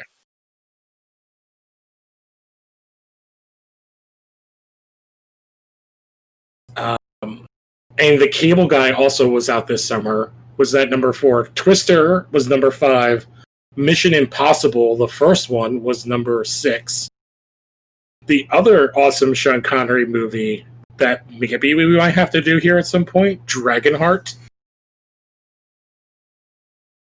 And Phantom was number 9. Yeah, so Cable Guy had come out the week before. I'm going to have to figure out where Frighteners is, because it's like...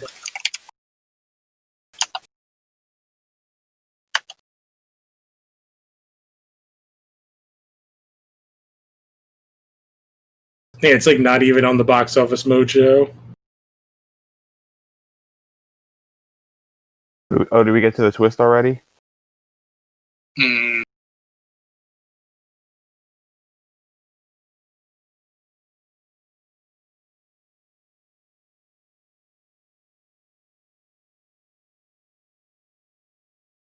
This part I'm remembering now.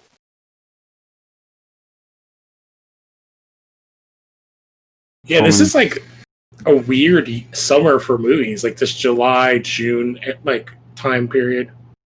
Well, this was same year as Mars Attacks, so we went over this last time. Yeah.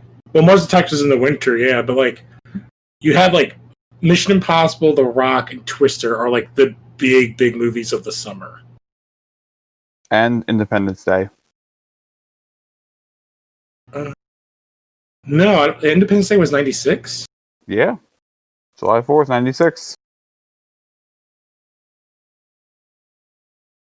Oh, I am changing years. Weeks.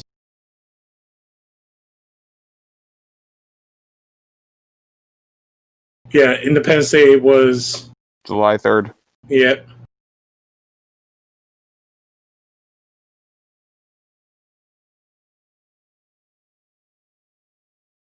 This one's 50 Shades of Crazy. Good lord.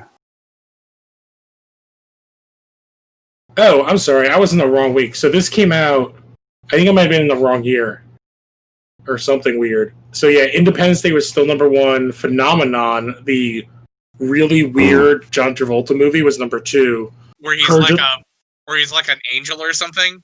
No, that's the one where he gets the brain disease and he becomes like... It's like Flowers of Algernon.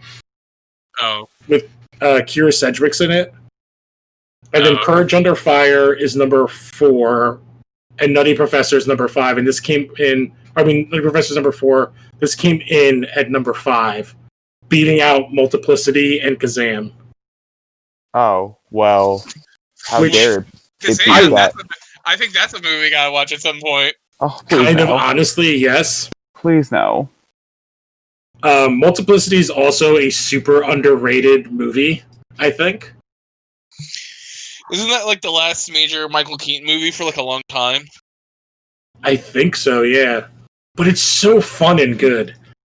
And it's also like has the goofiest it's I think it's like if you could compare it, I would say it's Michael Keaton's version of like Click. Like they're very funny. Similar. I'd watch this. This looks fun. And, you know who's in that movie, John? John Scott? Who? Anna McDowell. Of course she is. She's also, the wife. I guarantee you also like that trailer has a point or like Multiplicity, the trailer for it at some point is like starring Michael Keaton and Michael Keaton and Michael Keaton and Michael Keaton. Oh, yeah. Well, like I said, this is the same summer as The Nutty Professor. So it's like The Nutty Professor starring Eddie Murphy and Eddie Murphy. And Eddie Murphy. And Eddie Murphy. And Eddie Murphy. Hercules. Well, yeah, but you know what? No one could beat that summer? The immortal line of "Let's green egg and ham it" from Kazam. What a dialogue! What a line!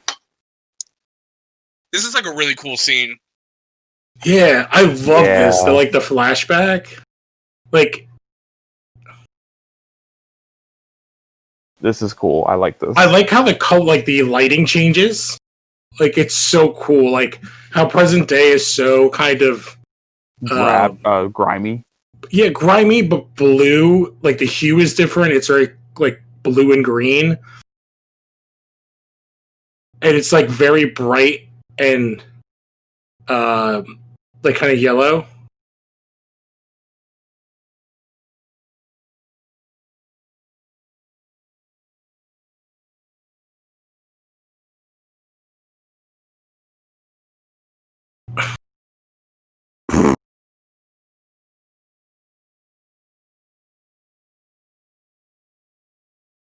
This big old is this role like made for Jake Busey? Yes. Like I honestly am like, I don't know if I want anybody else in this role, like ever. He's so perfect. As like this, like the grin, the smile, the crazy eyes.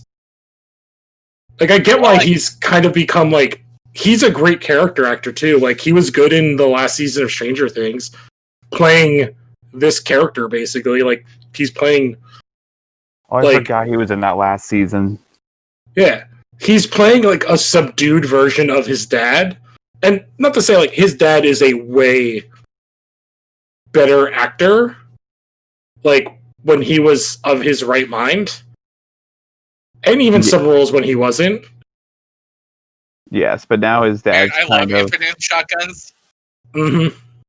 She got that infinite. She hit the up, down, A, B. I also like how secure is the lid on that urn.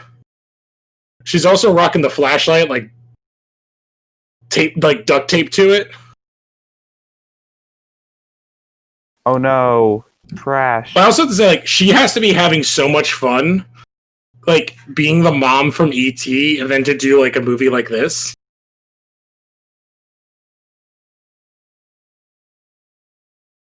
I think everyone here was having a good time. Well, yeah, except for Micheal J. Fox, I guess. Well, I think that was more the location than it was. I think he missed being around his family, and it's the beginning of like when his big illness is taking place. He did say that the reason why he wanted to work with Peter Jackson was because he saw Heavenly Creatures, and he's like, "Oh my god, I'm excited now." Yeah, I feel like that's like Peter Jackson was always like this guy that, and he still is, like everybody wants to work with. I feel like him and Guillermo are like these two guys that just have this like amazing aura or essence to them, of like doing these like crazy like special effect driven movies and having this amazing vision, as well as being these like foreigners to America, but like are also great writer directors that people want to work with. And that's why they get like these people that like are always want to do their movies and people always want to work with them. And it's nice that like Guillermo finally got his due, but like Jackson got like owned everything with Lord of the Rings.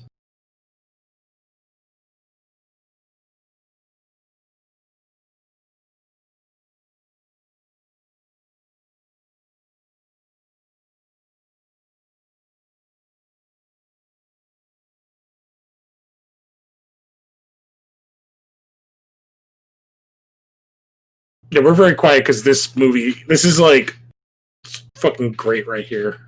This movie's just amazing, so if we're very quiet, we apologize. We're just having a good time. Yeah, like I would say like right now, like this movie is like one of those movies that whenever it was on, this is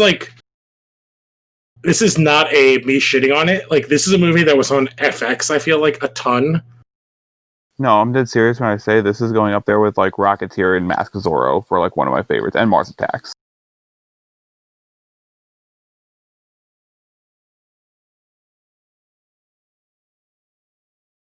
I also think it helps like how crazy blue his eyes are.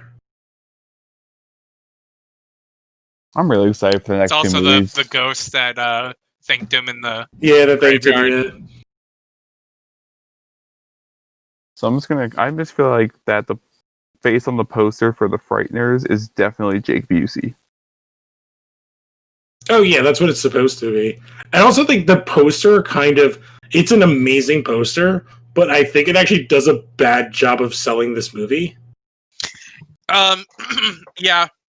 I think this kind of goes back to our conversation a couple weeks ago when we did the Rocketeer, where the poster for the Rocketeer, while being like really cool, like it's like you gotta make a movie poster that kind of sells it to an audience. Yeah. And like having a skull that's kind of faded into the background, it like kind of ain't it.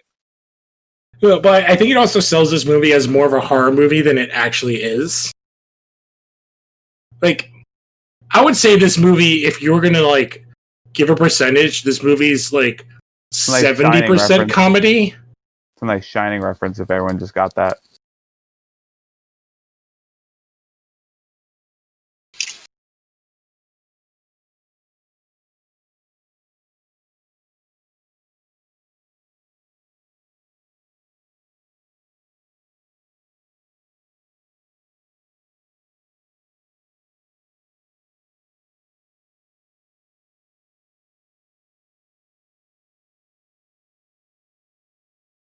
What an asshole. What an idiot. Well, again, like I feel like I'm weirdly defending this character. No. Like I'm like rewatching because the first time I watched this movie was, and I'll say like this was one of those for us older folk. Maybe Siler, you could talk to this.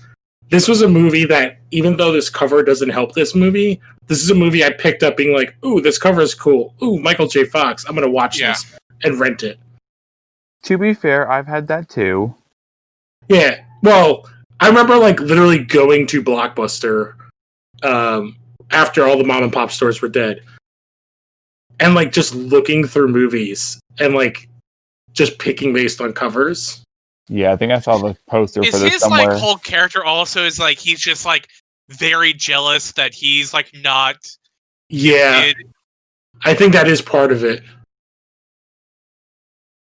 Oh, I'm guessing that is the effect that Jackson added in to make worse. Absolutely. Yeah, because I don't remember it being that graphic, where like a watermelon exploding. But like, I like the idea that like you immediately see his ghost. Also, I love the trope of like the broken, very old elevator from like the 50s. Oh yeah, like that Tower of Terror kind of deal. Yeah. Oh, but like I never knew that this was like basically written to be a Tales from the Crypt movie, and it definitely has all of that, except it's way better. Well, I want to see what you guys think when you watch Demon Knight again. Siler, have you seen Demon Knight or Bordello of Blood for that matter? I can't hear you. What was that? Have you seen Demon Knight or Bordello of Blood? I saw the first one like years ago, but I mean, Yeah, I've seen Bordello of Blood. Like I can remember Bordello of Blood. Like, I remember the goofy ending of Bordello of Blood. The top of Jake Busey's hair makes him look like a tomato. Oh, with like the burnt, it's like because it's burnt from the electric chair. Yeah. I will say Bordello of Blood is a less fun From Dusk Till Dawn, for me at least. Like, I'd rather watch that one. Oh, look. Shotgun of infinite ammo ran out. I like how he has, like, blue balls from this.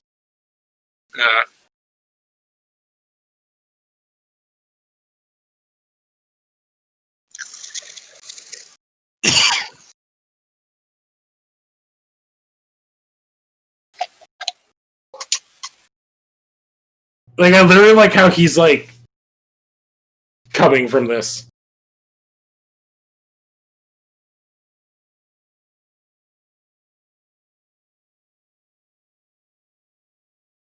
Like, she met that guy a week ago, and her husband was alive then. Like, that's where, like, this, that's where, like, I was bringing up the time period. I mean, hey, man, like, we've seen, like, in horror films, like, traumatic experiences bring people together. Hey, but if you remember Speed... Yeah, man. Those relationships never work out. And we know that because of Speed 2. Oh, fuck Speed 2. Speed 2 sucks. Yeah, well, it's because it's the script that from like he was going to do with Keanu, and when Keanu said no, he wrote like one line, and then it's the same movie, which is why it makes no fucking sense. And it's like the 6th actor that they talked to do Speed 2 for the hero, and like and Willem Dafoe was like the 10th for the villain.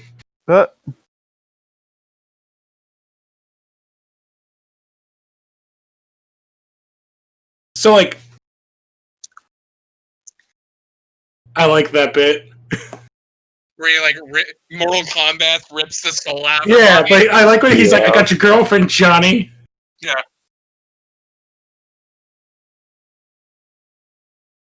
Yeah, he's like afraid to go into the thing. This is also the bit that I remember, and I love the concept behind all this. Oh yeah. Like both ways, I think is really fun. I like how fast it is too. Like with the sound design in this movie is also really good. Oh yeah. Like we're trying to show like speed and like everything that's going on right now. Yeah. This is again one of the parts I remember a lot.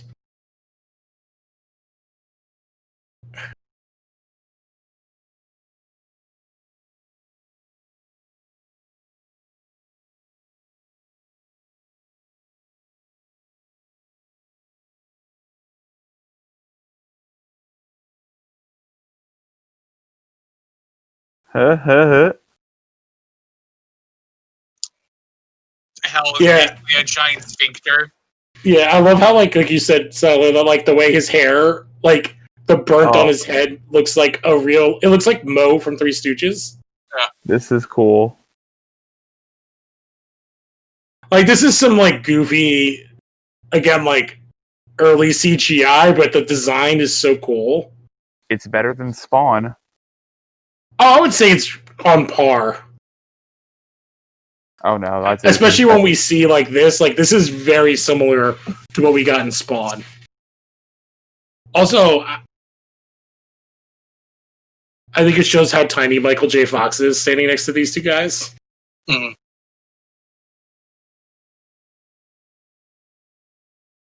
I think that's also something that really hurt his career is that he always had a baby face. Yeah. And like him, Matthew Broderick, and like Tom Cruise all kind of came up around the same time, but like he just because of his illness just like couldn't break out, and Matthew Broderick just like whiffed so many times. I mean, like also it could just be Micheal J. Fox, but like I just could never. You can't really buy him as an action star, so he would not have done Tom Cruise. And not an action star, but I think he could have done dramatic roles. Yeah. No. I mean, Ralph Macchio always had a baby face, but he grew out of that. Yeah, but I like he that was the also nerdy not. I like that the nerdy guy looks like a cool guy now, and like the other guy finally got to update his clothing. Yeah. Well, the nerdy guy was like a '50s guy, or like a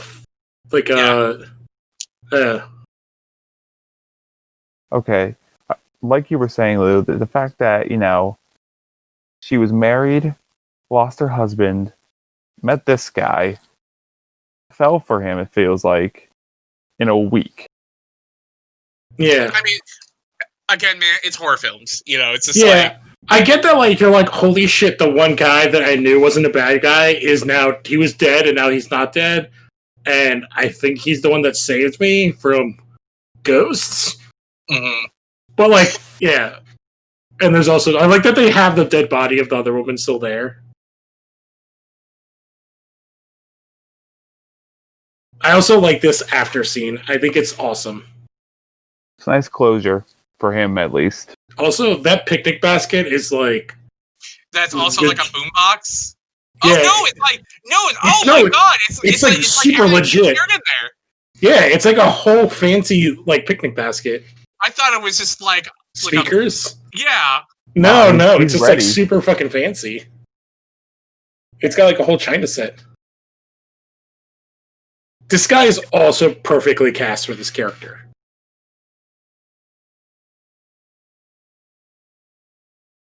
Oh, Ouija boards. What do you know?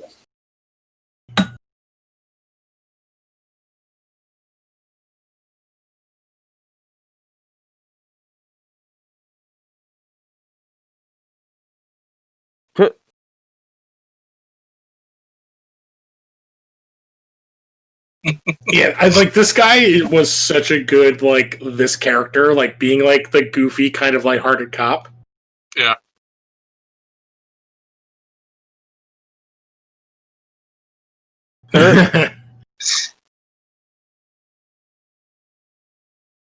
Oh, and he's still alive. Is it bad that I'm surprised by that? No.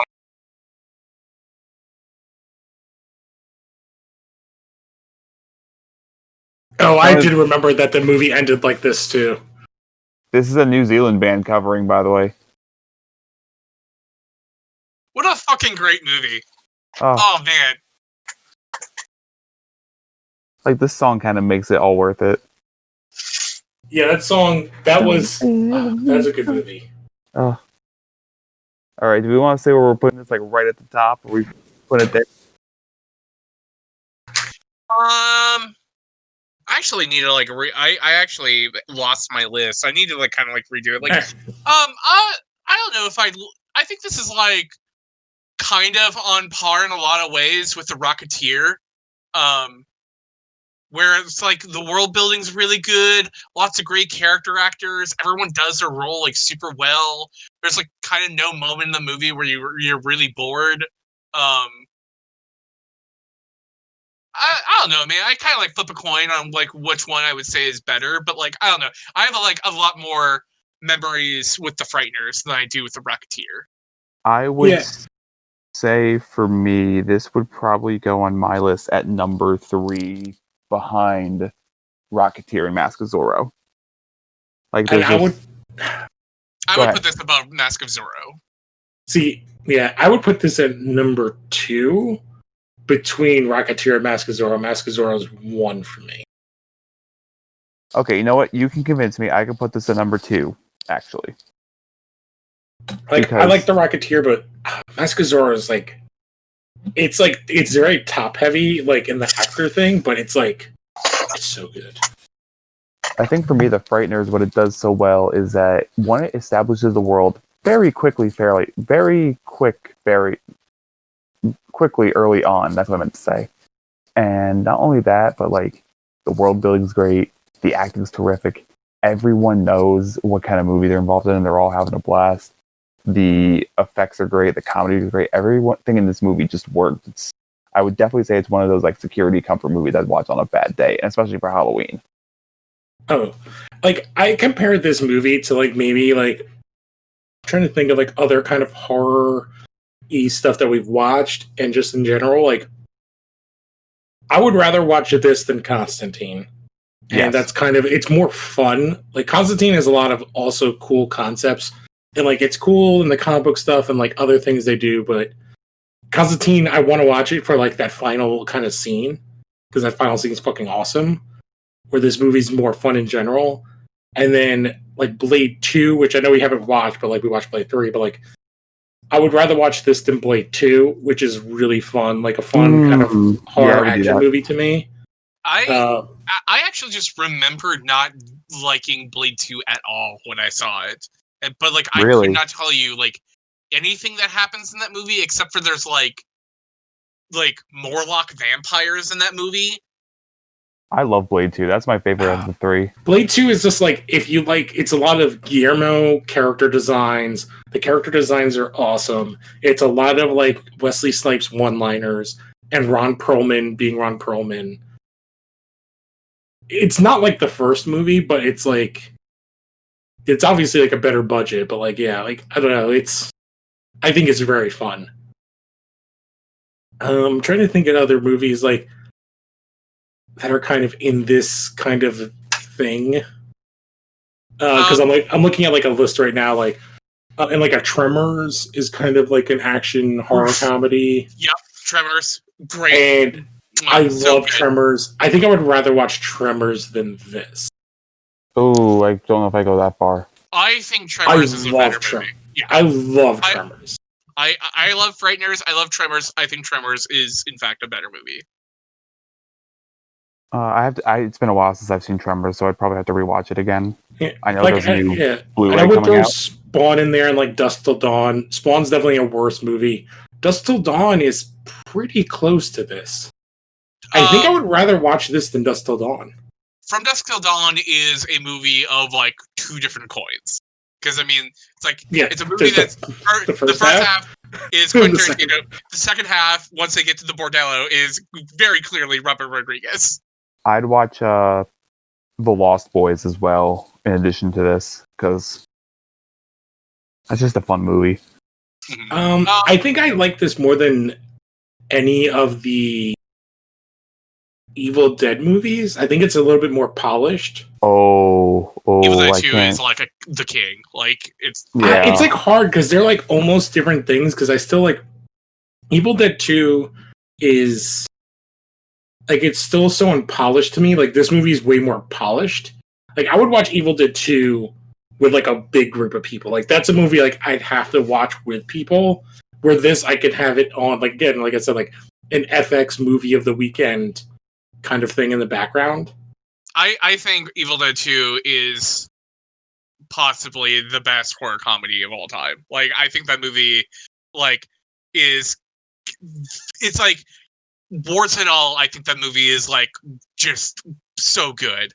And also like we'd be remiss if we didn't also bring up Dead Alive or / Brain Dead, the predecessor to the Frighteners from Peter Jackson, which is also like a zombie film that like the finale of that film is like it's like, look, man, like I know people are like Return of the King, the big fight is like the best fight they've ever seen. Like, look, man, until you've seen like a guy with a lawnmower like held up running through like a horde of zombies, it's like, look, man, like that's the best fight scene he's ever filmed. It's so good.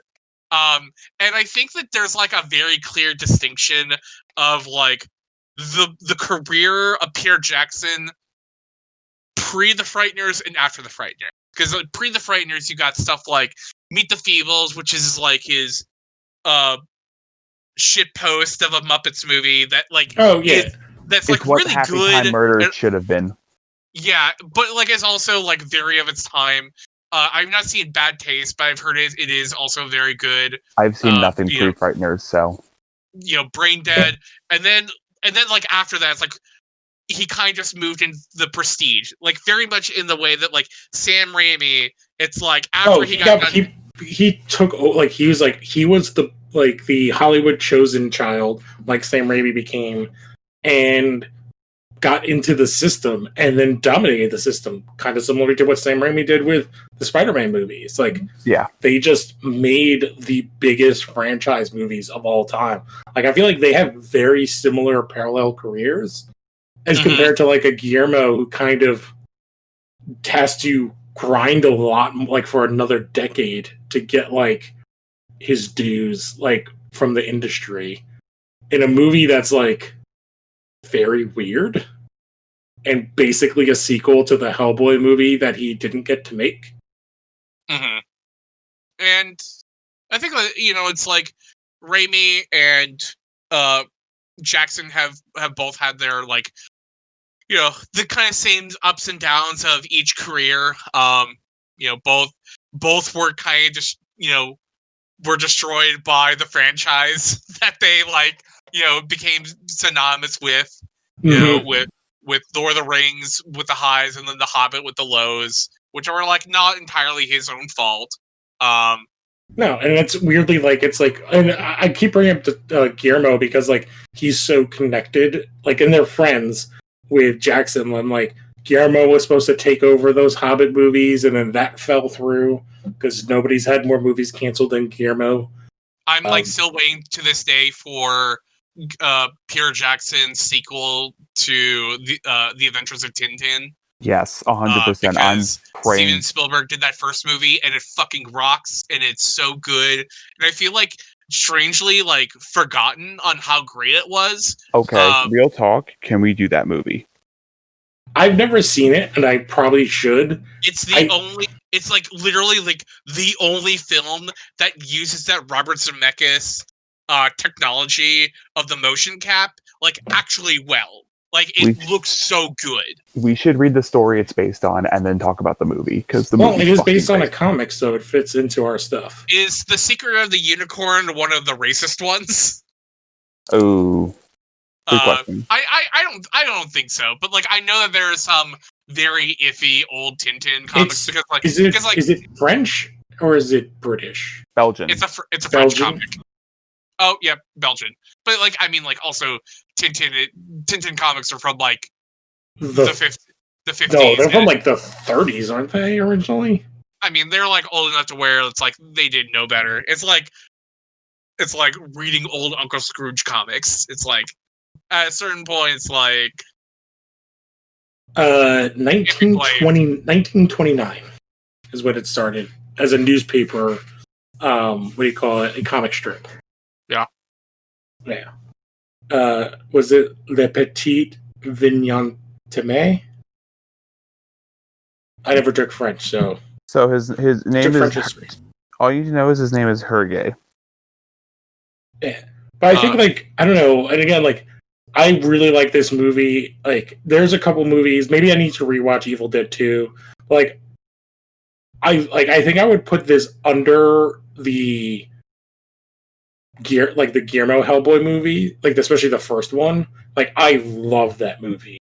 And I would rather watch that than Frighteners. But if Frighteners is on TV, I watch it. I would rather watch Frightners than Hellboy. Yeah. It's a different thing. Like it's a bigger budget. Like it's like what?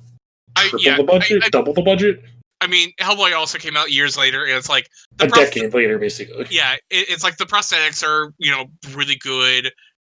Everyone looks great. It's like you can't get. It's like they fucking tried, and they can't make a better looking Hellboy than they did in 2004. They kind of tried. That they tried to do it differently, and it's like no, they nailed it. What if we made? Yeah, it's like what if we made Hellboy like really grotesque and ugly, and also pink. Yeah, man.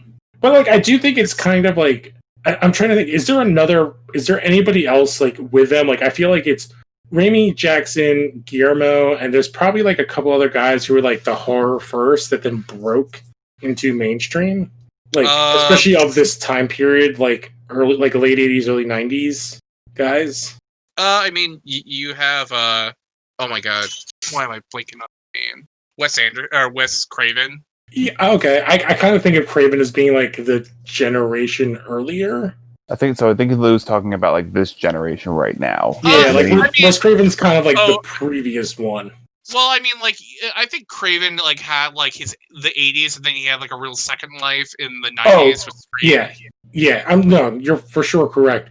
But yeah, he broke out like way like a decade before. Are you talking about like a horror creator of like the last decade who's like kind of broken out?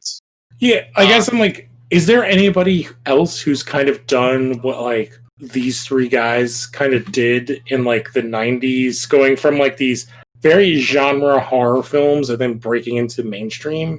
I think like the thing about like Peter Jackson didn't break big with Lord of the Rings until like 12 years into his career, like after like Dead Alive,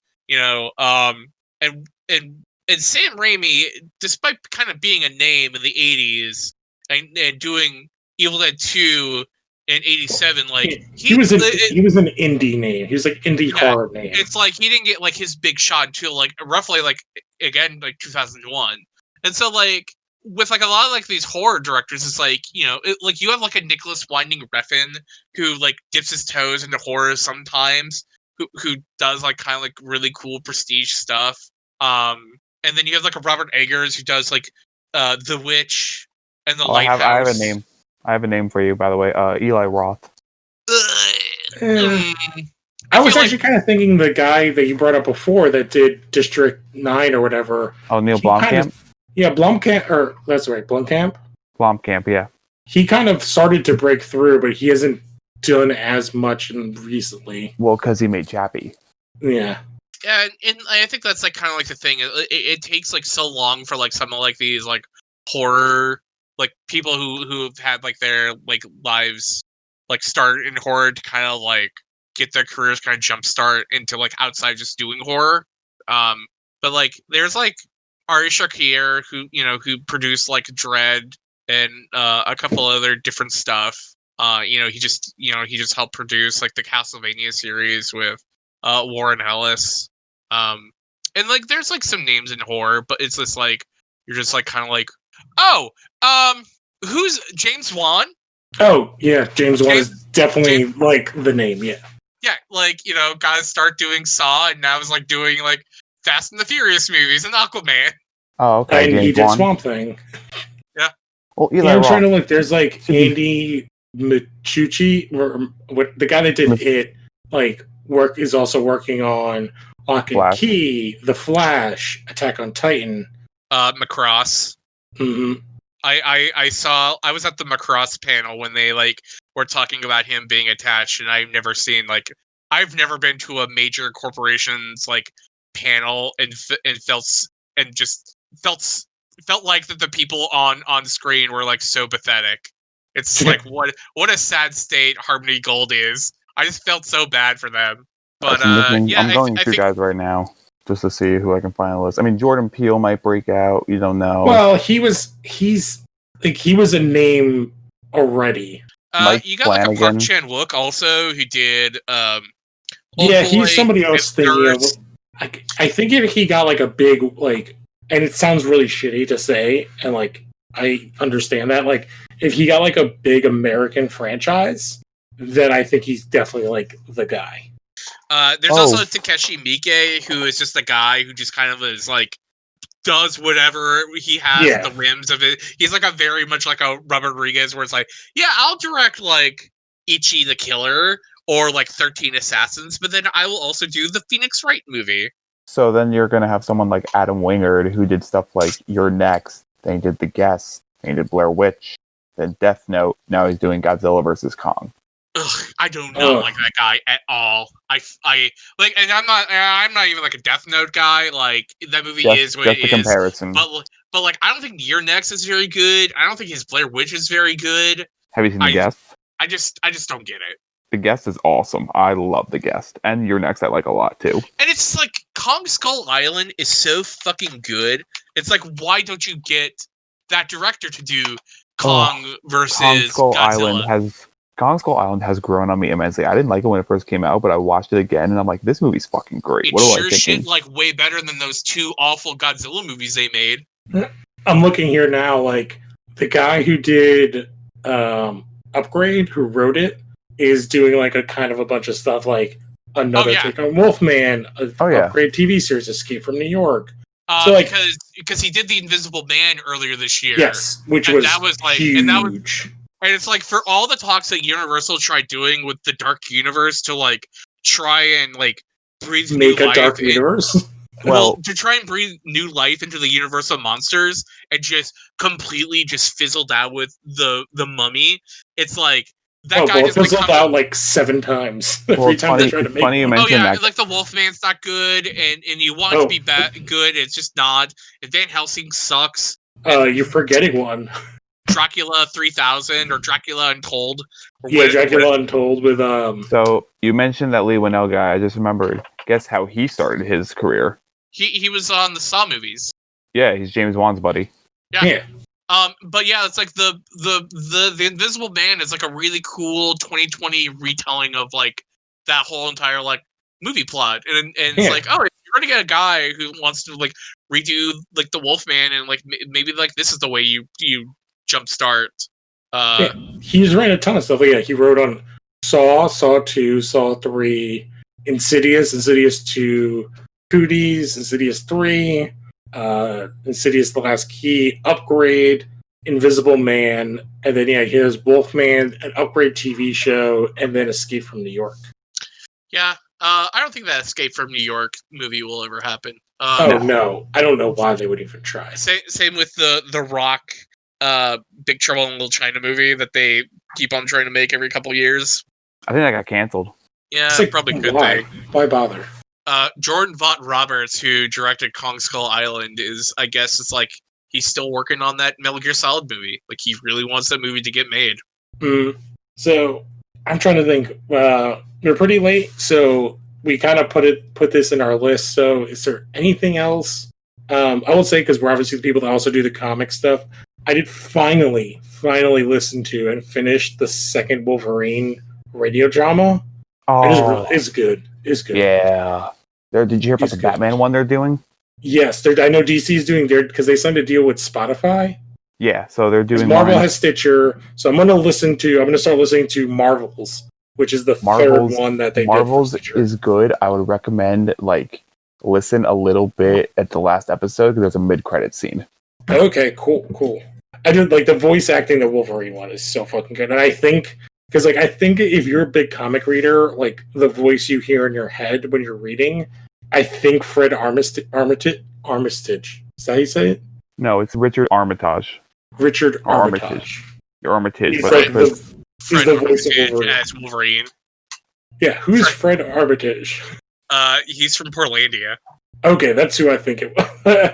Yeah, no, Richard Armitage is like his voice is so good. but And- What is it? The second one is Wolverine. The Long Lost Trail. the Lost Trail. Yeah, I actually don't like. I think it's like fine.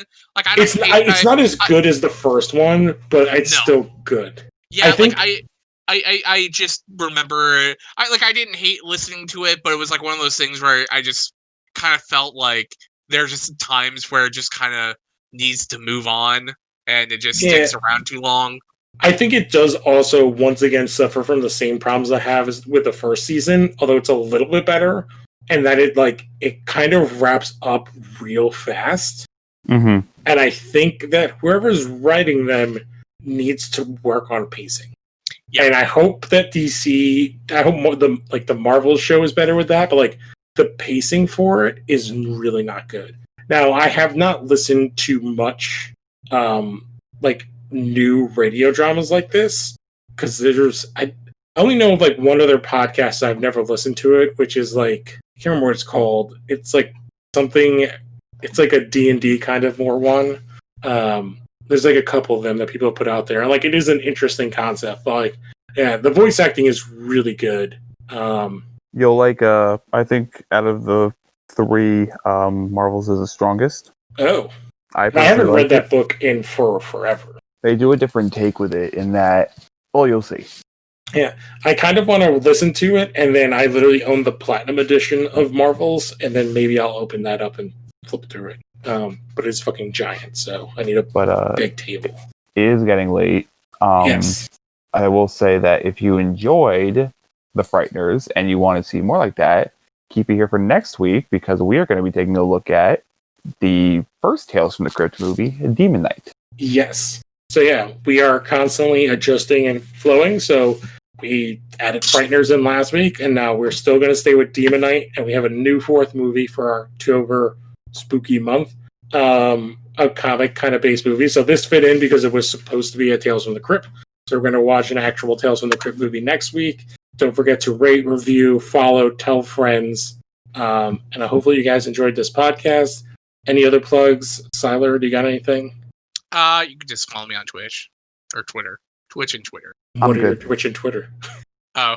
I actually don't have a Twitch. I actually just set that up. But you follow me on Twitter, John_FN_Siler, SEILER. We have like a Monster Girl book that's being announced this week. I'm pretty excited for it, so check it there. Awesome. All right, so we will catch you guys next time. Adios. Go vote. Yeah, go vote.